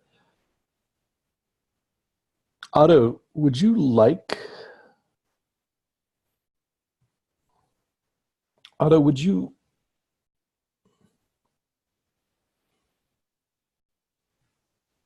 to take a bump to your luck?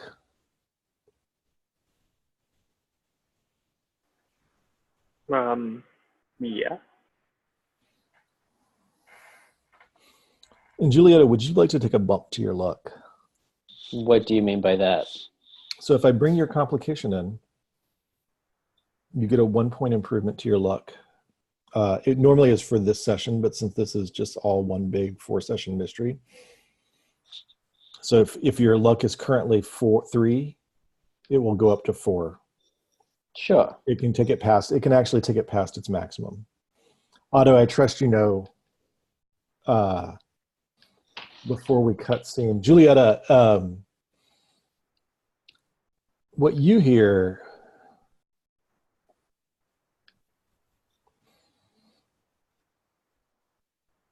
is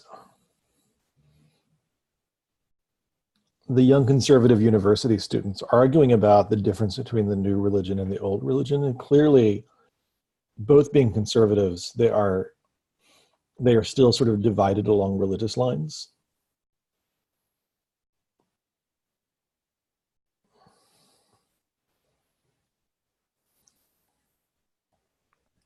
And you hear some rather terse arguments, especially about those areas of commonality or similarity, which are almost more frustrating to them than the areas which are just, wildly different.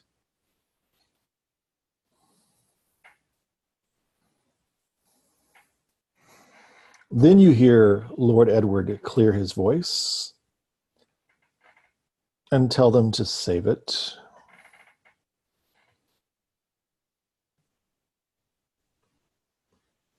And then you hear a very timid voice.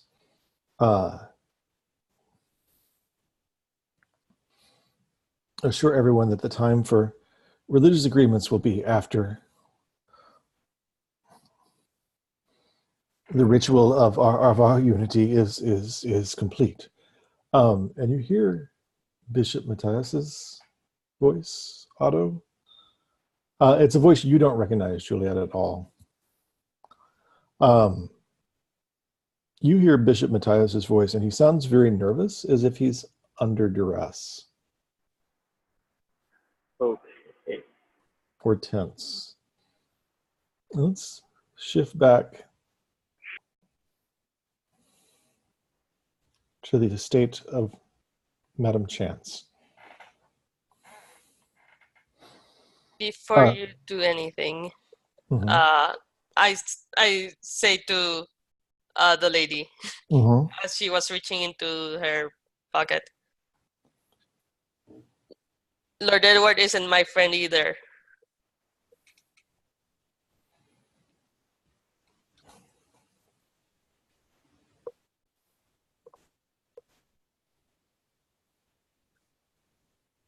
Does she react to that? Give me 1 second to find out.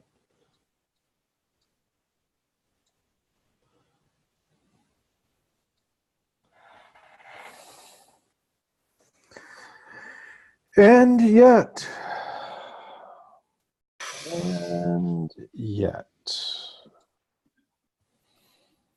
you are friends with senators,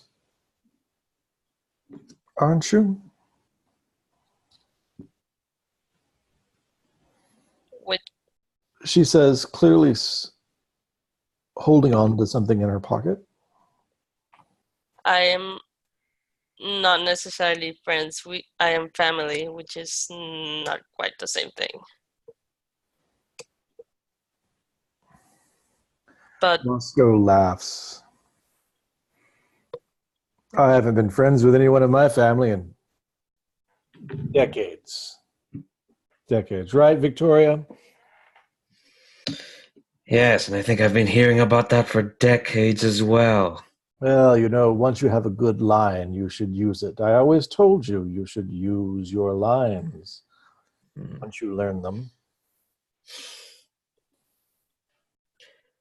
know that what you are doing, whatever the hell do you think you're doing, however however righteous it may be, it's completely unnecessary. And she says, righteous. And they both laugh loudly. Necessary. Elaborate. What? Mr. Featherfield, I'm afraid you have badly mistaken our goals. We are not all at all interested in anything that is righteous. Then what are you interested in?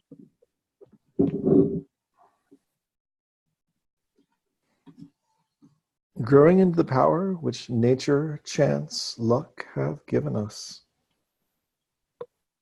and using it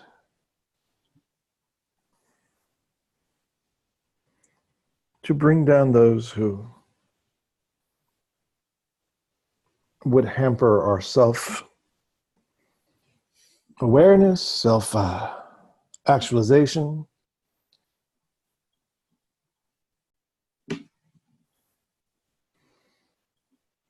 Well, if it's just a petty pursuit of power, then so be it. I will have you know that there are those barking. A dog that barks at an eagle far away is still a petty mongrel. And the eagle is still way more majestic than the mongrel. I'm making a face behind Alistair's back. Well, then, you mongrels should stop barking at the eagles. Why don't the two of you make agility checks for initiative? Oh, God. 3. Okay. That's a 9. It's under my agility's 14.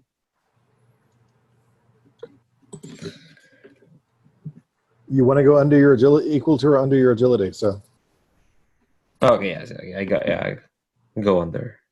I rolled a 9. So both of you go as she starts to grab something in her chest, and your friend Roscoe begins to inhale breath as if to say something. What do the two of you do? I'll go after the lady, you go after Roscoe. I think I just sigh really tiredly, and I think I'm going to. Yeah, I'm holding this wine bottle that I was trying to uncork to. Throw the bottle at him. Yeah, I was kind of. I think I'm going to smash the bottle of his face as I'm saying that. There's absolutely no need for violence like this in the middle of my dear friend Joe's house. But if you really must insist, Oh my God! Just fucking smash a bottle of good wine in his face. Yes, do it. Okay. You are not close to him, so you're going to have to move. So you won't be able to use that's an easy target right now. Okay. Can I throw it at him? You can. In which case you could get the benefits of that's an easy target. Bottle. It is a bottle. So yeah, what is the benefit of this actually? Because I can't parse what this actually means. Can forgo their movement in a round to get the same benefit as someone aiming for a full round. What does that mean? You can spend a whole round aiming so that you get a positive die when you finally strike the next time. But like if you don't move, you can get the positive die anyways. Yeah. Which you're not moving. It's because you're right next to the wine bottle, right? Yeah. Yeah. You were already next to the wine bottle, so. Okay, all right. So yeah, I'll do that for sure. I'm just gonna throw it at his face. God damn it, Roscoe. Roll agility and use a positive die. All right, cool. All right, so that's a 6 and a 4. I'll go for the 4 for sure. Not necessarily. The 6 might be better if they have difficulty. Oh yes. Do they have difficulty? They do not. I mean, they do have a difficulty. The difficulty is 2. All right, that's good to know. Okay, I think I'll go for that 6. I won't throw a difficulty of 4 at you at this point.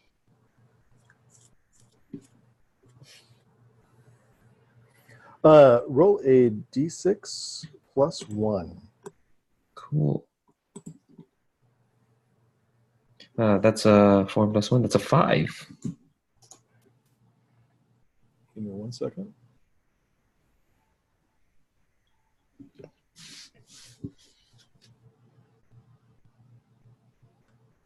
That's a 5? Mm-hmm. Yeah. Roscoe cries out and grabs his face as he sort of reels backwards as the bottle cuts, breaks and cuts his forehead, and he's clearly badly hurt by it. What are you doing, Alistair? Basically, stab this bitch with and try to make sure she doesn't get whatever the hell she has on her pocket. Roll with physique. You're gonna roll at advantage. Yeah. No, not these are your knives, right? Yeah, knives. Yeah. Yeah. So advantage, yes. Mhm. That's a 6 and a 6, so yes. Nice. Okay. Roll your damage. 1d6 plus 1. Or sorry. Yeah, it's 1d6 twice, but take the best roll since you've got paired knives. I thought it was 1d6 plus 1 Just because one. of Yeah, twice. twice? Sorry. Well, you're going to roll d6, 2d6, and then take the best one and add 1 to that. Sorry. Do the knives do that? That's my carryover rule from World of Dungeons because I think it's easier than trying to keep track of 2 different attacks. So essentially, you just, when you're using that sort of paired knife, you get a... Oh, like I'm You have a dual-wielding positive knives. die, I did yeah. not realize I was dual-wielding knives. Well, that's what I thought. I mean, sure, I'll go with the reroll if possible. All right, the first roll was still better, which is 6 total damage. Okay. You cut along her arm pretty significantly, but she's still unperturbed and reaching for her pocket. As she says,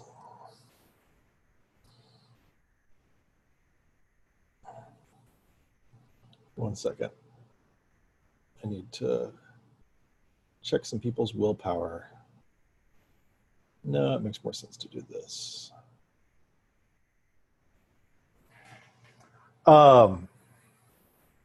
Since she is more hit dice than you two have levels, there is no difficulty for her. So that 1 works. And you both smell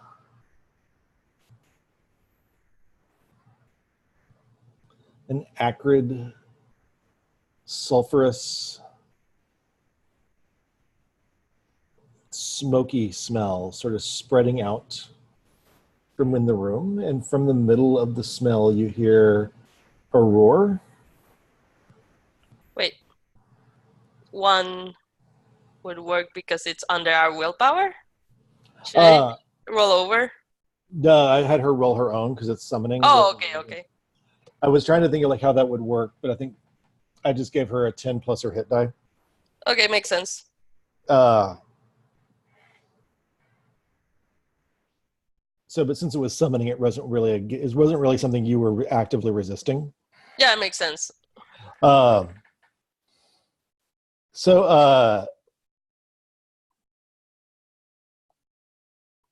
And something that looks a little like a cross between a tiger and a bear,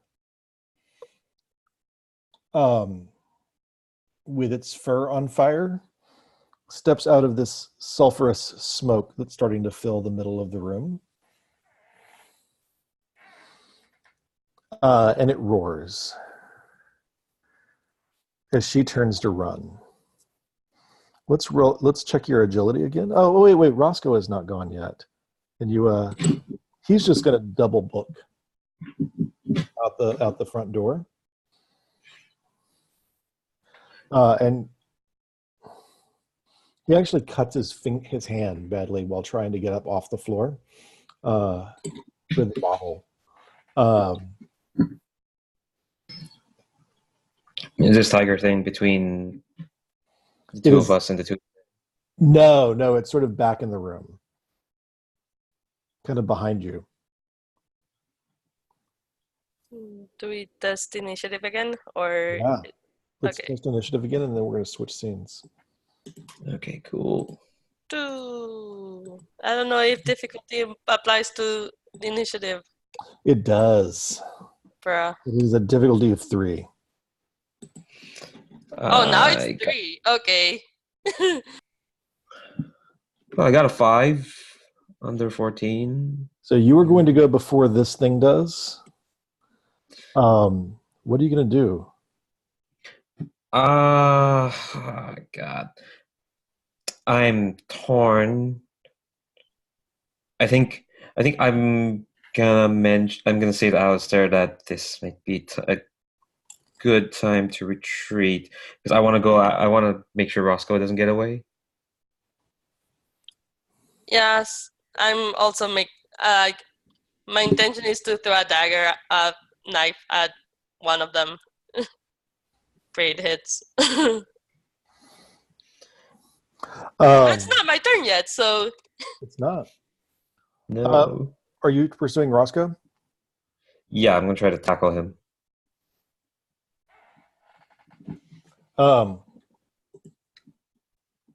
You can either get on top of him or try to throw him again as he sort of barrels into the carriage.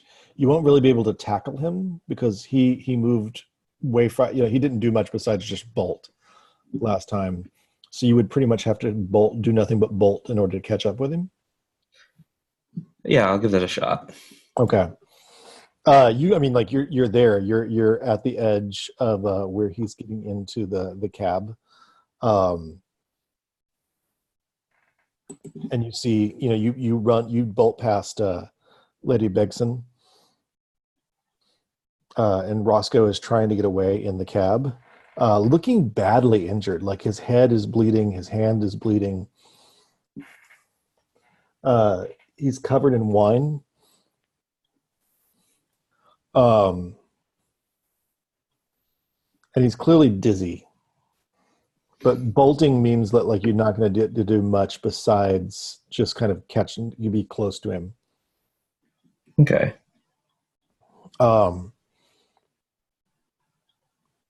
You're throwing something at her.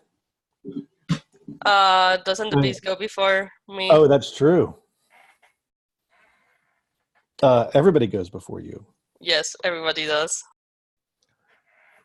Roscoe is yelling at the driver. She is heading to her cab while fishing out a small gun. A pearl-handled revolver. And the beast lunges towards you, Alistair, with its mouth open. Why don't you... Is it more fun for you to roll? Let's have you roll. -3 to your roll. Or it's going to... Yeah, sorry. It's a difficulty of 3 on your roll. So roll physique or agility, whichever is better. Either way, I succeed. What'd you get? 9 under my nice. 11 or 10. What did you do that got you out of this beast way? Did you push it back or dodge? I think I pushed it back. I have better physique, so I would rely more on my physique.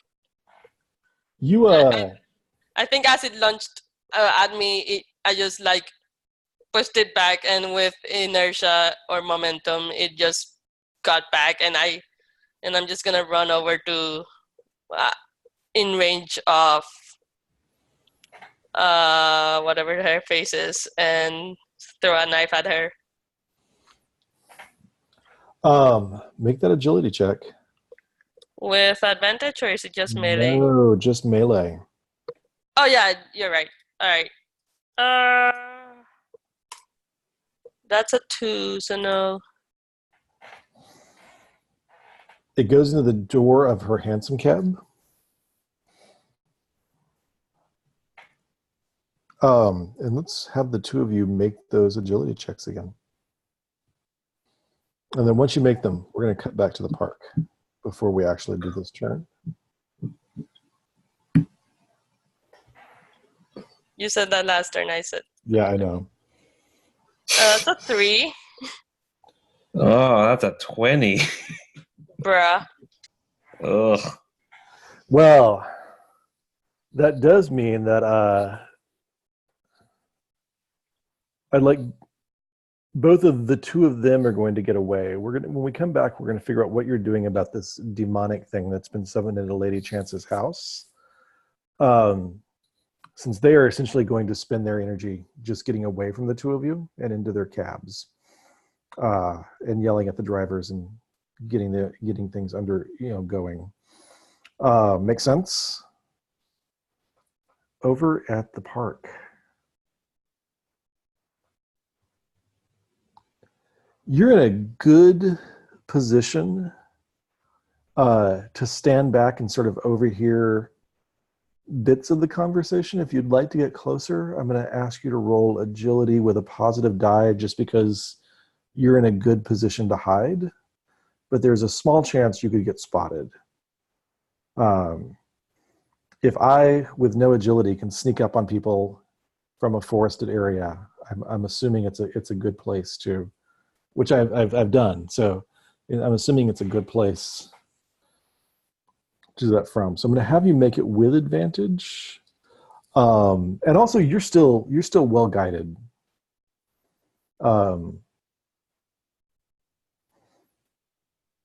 You're still seeing all the times people are going to turn and look, and where you shouldn't be. You're still seeing all those kind of threads. Do you want to kind of hang back, or do you want to press forward? I will try to get closer, especially now that I know that Matthias is involved. Uh-huh. So I'm gonna test my agility with advantage. My agility is 11. This will test for both of you since you have the better agility. Okay. So I rolled a 6. Nice. Okay. Difficulty for this would be 2. Okay. So it's success. And Julieta, are you hanging with Otto? Yeah, I'll follow close behind Otto's footsteps. And after casting that spell, I guess Otto was looking very tired, walking like Otto could die with a single hit now.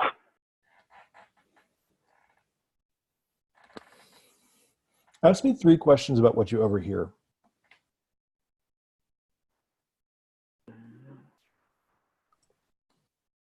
As you linger and listen. Do I hear any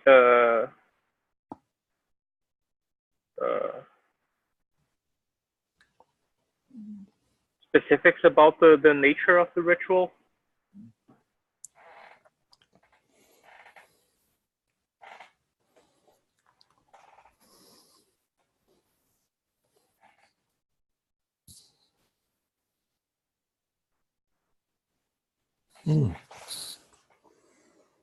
You hear 3 specific words kind of associated with the ritual. Coronation, or concepts rather than words. True ruler, blessing,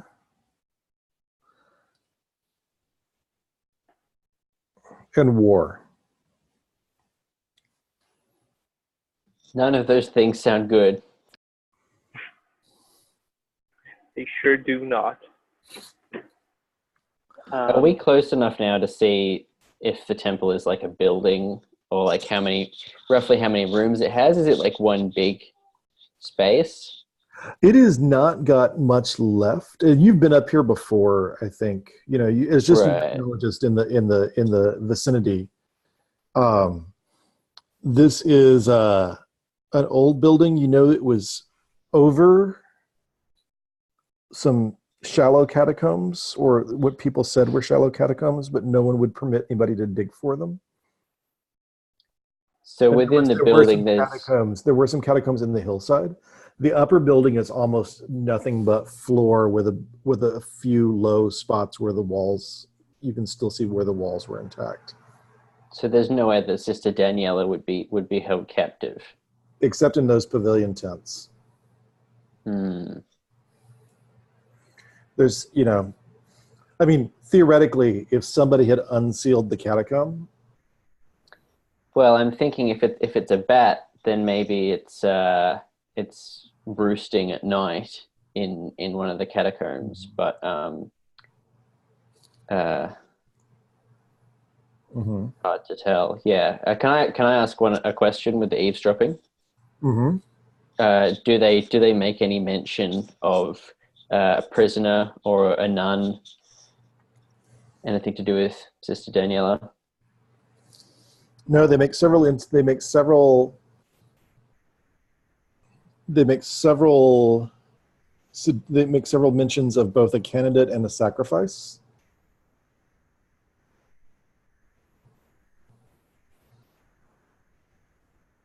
That seems to be two different people. And that's two questions. So we have one more. Mm-hmm. I want to ask if is there anyone like involved in this conversation who sounds antagonistic, like who doesn't like I know Matthias sounds under distress, but like is there anyone else who like sounds like they don't want to be here?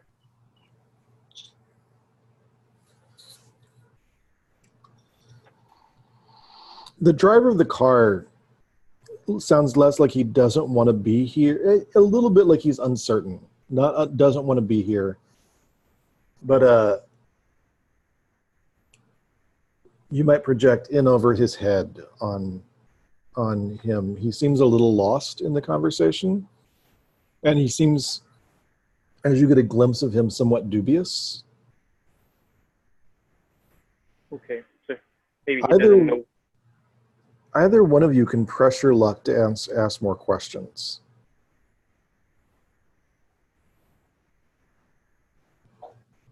Otto, I think that maybe the sister or the genealogy book might be being kept in one of those tents, and I'm going to go and check them out. What do you think?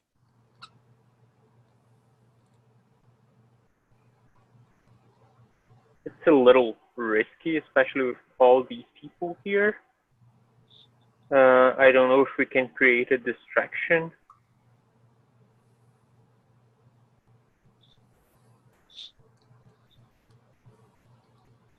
They're probably expecting to do this uninterrupted. Like they don't know anyone knows about this. Otherwise, it would have more than 2 silly guards down there. Yeah. Do you think maybe we should get out of here and come back with more firepower?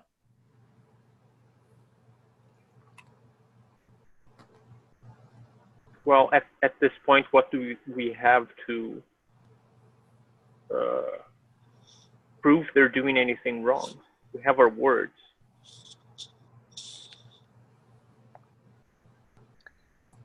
Is that going to be enough? Maybe not.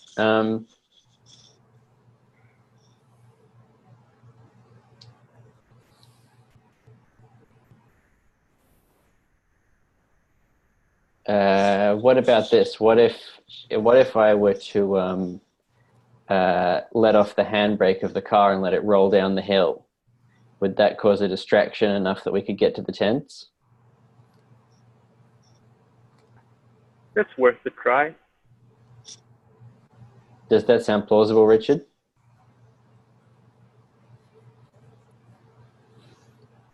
It's going to be difficult. I mean, because you're kind of having to go out in a space that's a little bit open where you can get spotted. Certainly also, once it starts to roll back, you will have mere seconds to duck out of the way, or otherwise it'll be rolling away backwards down the hill, exposing the person who just sort of released the handbrake. Does that make sense? Yeah. I'm not saying that you can't do it. It's quite possible that it will succeed. I just wanted to make sure you understood the risk before you did it. So there's the risk that you will get spotted before you even release it. There's the risk that you could get spotted after you release it. So maybe a couple of agility tests. No, it'll be one agility test. I think the get spotted before you even get the car moving would be the normal failure, or either get spotted or have to freeze. Would be having to kind of hide in place because somebody goes toward the car or is not leaving the car alone would be sort of the normal fail state. Getting spotted after you release it so they know you're up to something would be the critical fail state. All right. Well, I'm going to take the risk. Otto, you just stay here, and as soon as they're distracted by the car, I want you to head over to those tents and see what you can see. There was a couple of big old books that were stolen from the library that had the genealogy of the old kings, and I'll just kind of give him a vague description of them. If you can find Sister Pierce or those books, I feel like both of those things are going to be key to their plans. Okay, well, now that you tell me this, I think I know what's happening here. But yeah, let's do it. Okay. Yeah, I'm gonna wait for hopefully a good moment and scurry over to the car, take off the handbrake, and then duck out of the way really quick before anyone spots me. See if that actually happens. Let's make that agility test. Okay, so my agility is 9. And all right, we'll roll this 2. one.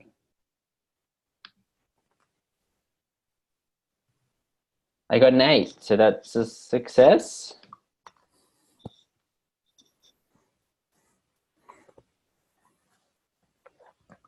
Otto, I think there's a moment where you think the gig is up. As the driver student sort of gets agitated about something and starts to pace back towards the car, but just a second later turns back to yet say something snide to his companions, and that's when the handbrake releases. And if he had been turned around, he would have seen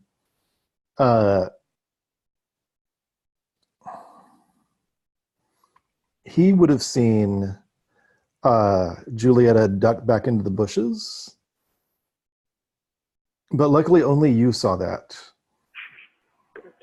The friends he's arguing with, though, do start to see his car moving before everyone turns around to go chase it. And Lord Edward is sort of just rolling his eyes and expressing exasperation and annoyance, which is sort of his specialty in life. And you're moving over towards the tents, right? Yes. Let's cut back over to the house, because I want to hear how you're wrapping up things with this demon. As the servant who came to the door, you hear them yelling in the drawing room. Where's Madame Chance? You would guess, based on what the servant is yelling, in the drawing room. Oh, okay. So yeah, I'll tell Victoria, call the police. I'll keep the demon distracted. How are you keeping the demon distracted? So it's still in the parlor. Mm-hmm. Try to keep it in the parlor by barricading the door. You only have your body to do that with short term. So yeah. Make a physique check. All right, physique. That's a 6, which is under my 11 physique. It is kind of you said it will jostle, and you'll actually feel your good shoes, Alistair, sort of slide across the tile each time the door jostles, and you sort of have to like scramble to get back in place, but you're able to kind of hold it for now. What are you doing, Victoria? Yeah, I think I shouted at Alistair as he left, like, don't try, don't try. Such a bloody hero. And just call the police already, god damn it. You know you're getting the... Okay, all right. You're getting the criminal to call the police. Okay, I'm calling the police. All right. Are you just standing in the street and calling for the police? It's not a terrible strategy in this wealthy of a neighborhood. Yeah, I think I'm just gonna shout, "Help, police! There's a demon on the loose." Or maybe I won't shout that. I'll just say, "Help, police! Madame Chance is under attack." With more gusto than that. There are several people, including neighbors, start to run. Workers, neighbors, other people's servants, officers of the law start to run. The police love to work the fancy district because they get extra tips. Yeah, I think I beckon to the police.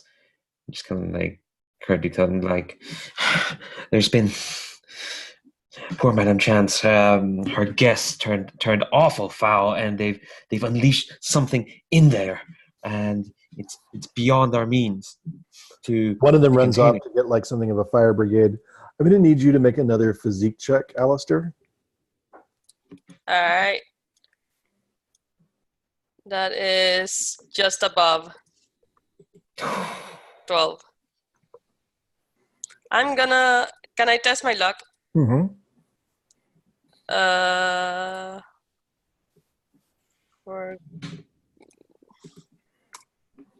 That's a 2. Nice. So it's a 10. So does my luck go down or does it stay the same? No, it stays the same. All right, cool. It's not Troika. So you don't know how you feel yourself push backwards, but you're able to sort of brace one foot and like slam it barely gets the door open before you kind of slam it back. And you're able to sort of get things under control.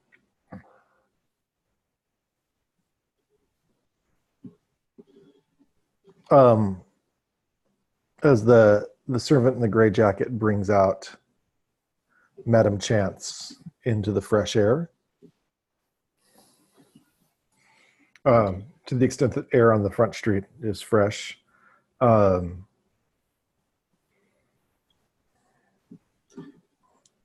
people keep talking about giving her space and yelling.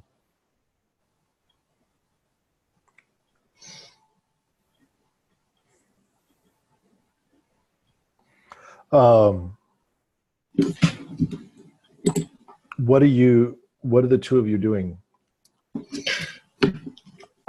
After the demon's being taken care of or during? Oh, the demon's been addressed. All right. If there's any other officers, I will report that it was who did this. They take their names and nod very seriously. Nod very grimly, and then a senior officer sort of approaches you and says, it's very brave of you, Mr. Featherfield, to stay behind and make sure that Madame Chance was protected. We, of course, want to do everything in our power to make sure that we look into everything you mentioned, Mr. Featherfield. And he folds his notebook that he's been writing in and sort of makes the cash motion. Yeah, I give him the tip. The good tip to make sure this fucking happens. Why don't you That's money? Yeah, test money. Money. That's a 5, so my money goes down.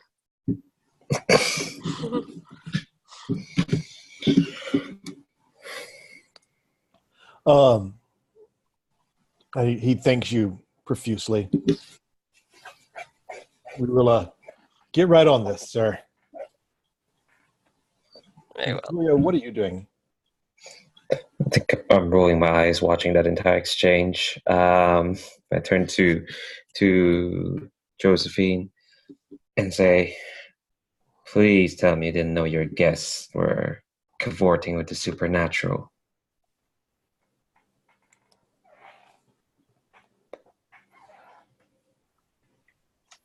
One sec.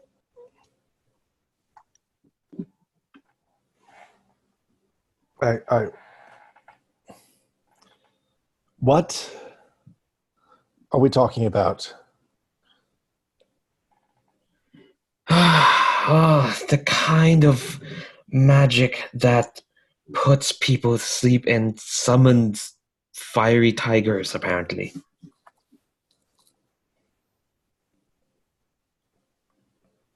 They wanted me to commit to some petition against Lord Edward. Well, they seem awfully determined to bring that one down. Compared to the other stuff they have, a petition seems cute, even.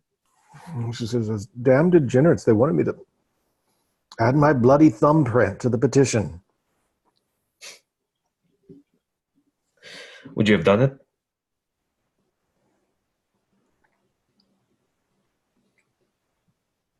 It seemed risque.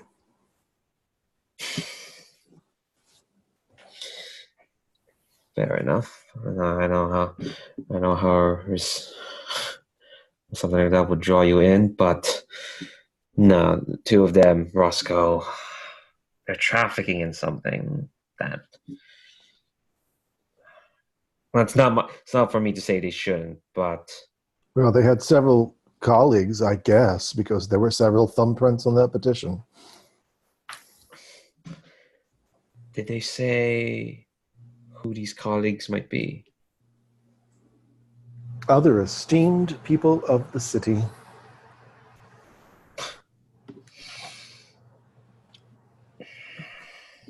I didn't look at the names. It's unfashionable to show other people that you can read.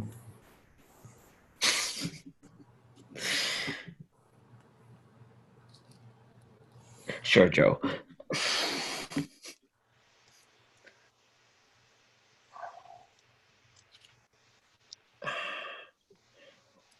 Anyway. Sorry. Oh, go on. No, go on. After talking to the guards, I go up to Victoria. We should check up on the others. Yeah. I hope that less eventful day. Anyway, someday I'll sit you down probably with Joe, and you'll probably have a nice proper chat without any like demons or nonsense happening. There's also something about proprietors, a couple of producers.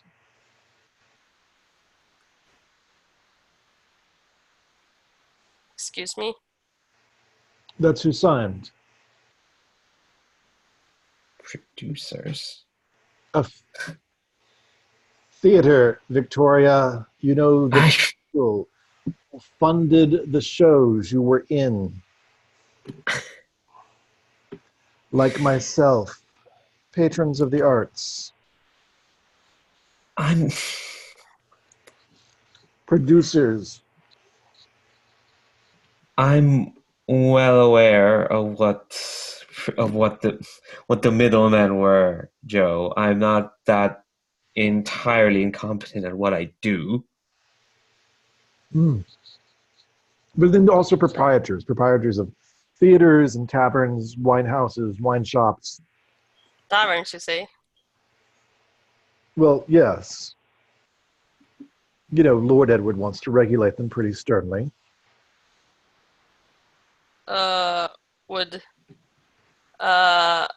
Do you happen to see Mr. Trevorrow among them? I saw lots of thumbprints. there were names, but I didn't have time to look at them. And and she sort of gives a little side eye to Alistair. No man will sign his name in an illegible format. Very well. I suppose that we will have to look into this later. But for now, we have to deal with whatever Lord Edward is actually scheming. I'll replace the wine I ruined, Joe. Oh, Cross my heart. given your taste, love, it won't cost very much.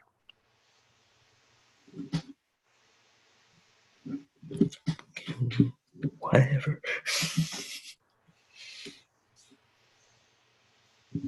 I'll send some to you at your current address.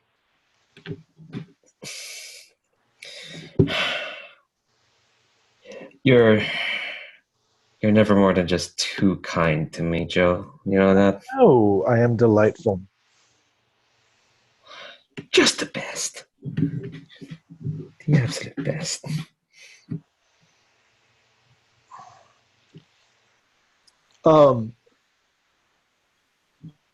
Otto, Julieta has given you the perfect opportunity. I'm going to have you roll. In fact, between the spell and this opportunity, I feel like advantage is so strong that you don't even need to roll. Okay. You can sort of go back around the backs of the tents and sort of use. And pavilion tents are not known for being super secure. They're airy. Yeah. And they're not meant for staying in for long periods of time.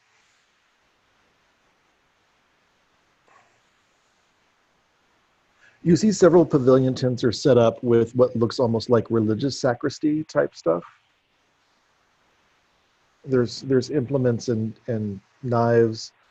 There's a tent that seems to have several luggage cases in it. Of the larger sort, not full trunk size, but larger bits of luggage. And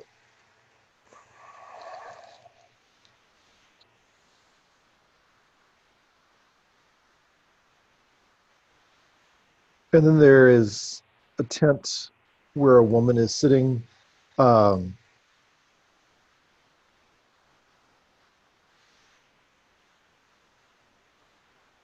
with two antique books sort of set out before her on a table. Just so you know, I've got to get going in a couple of minutes. Yeah, from yeah, now. we're not gonna stay much longer. I think I wanted to end. Go ahead. I'm sorry. Do I have any idea of who that woman is? I feel like you might know the nun that Alistair confesses to. It's her. She looks concerned, but she's not restrained. She looks upset, but she is not at all restrained. Agitated, even. And I think I want to leave us there.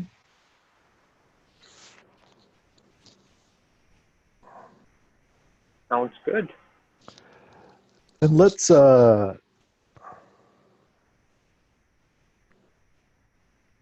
the recording.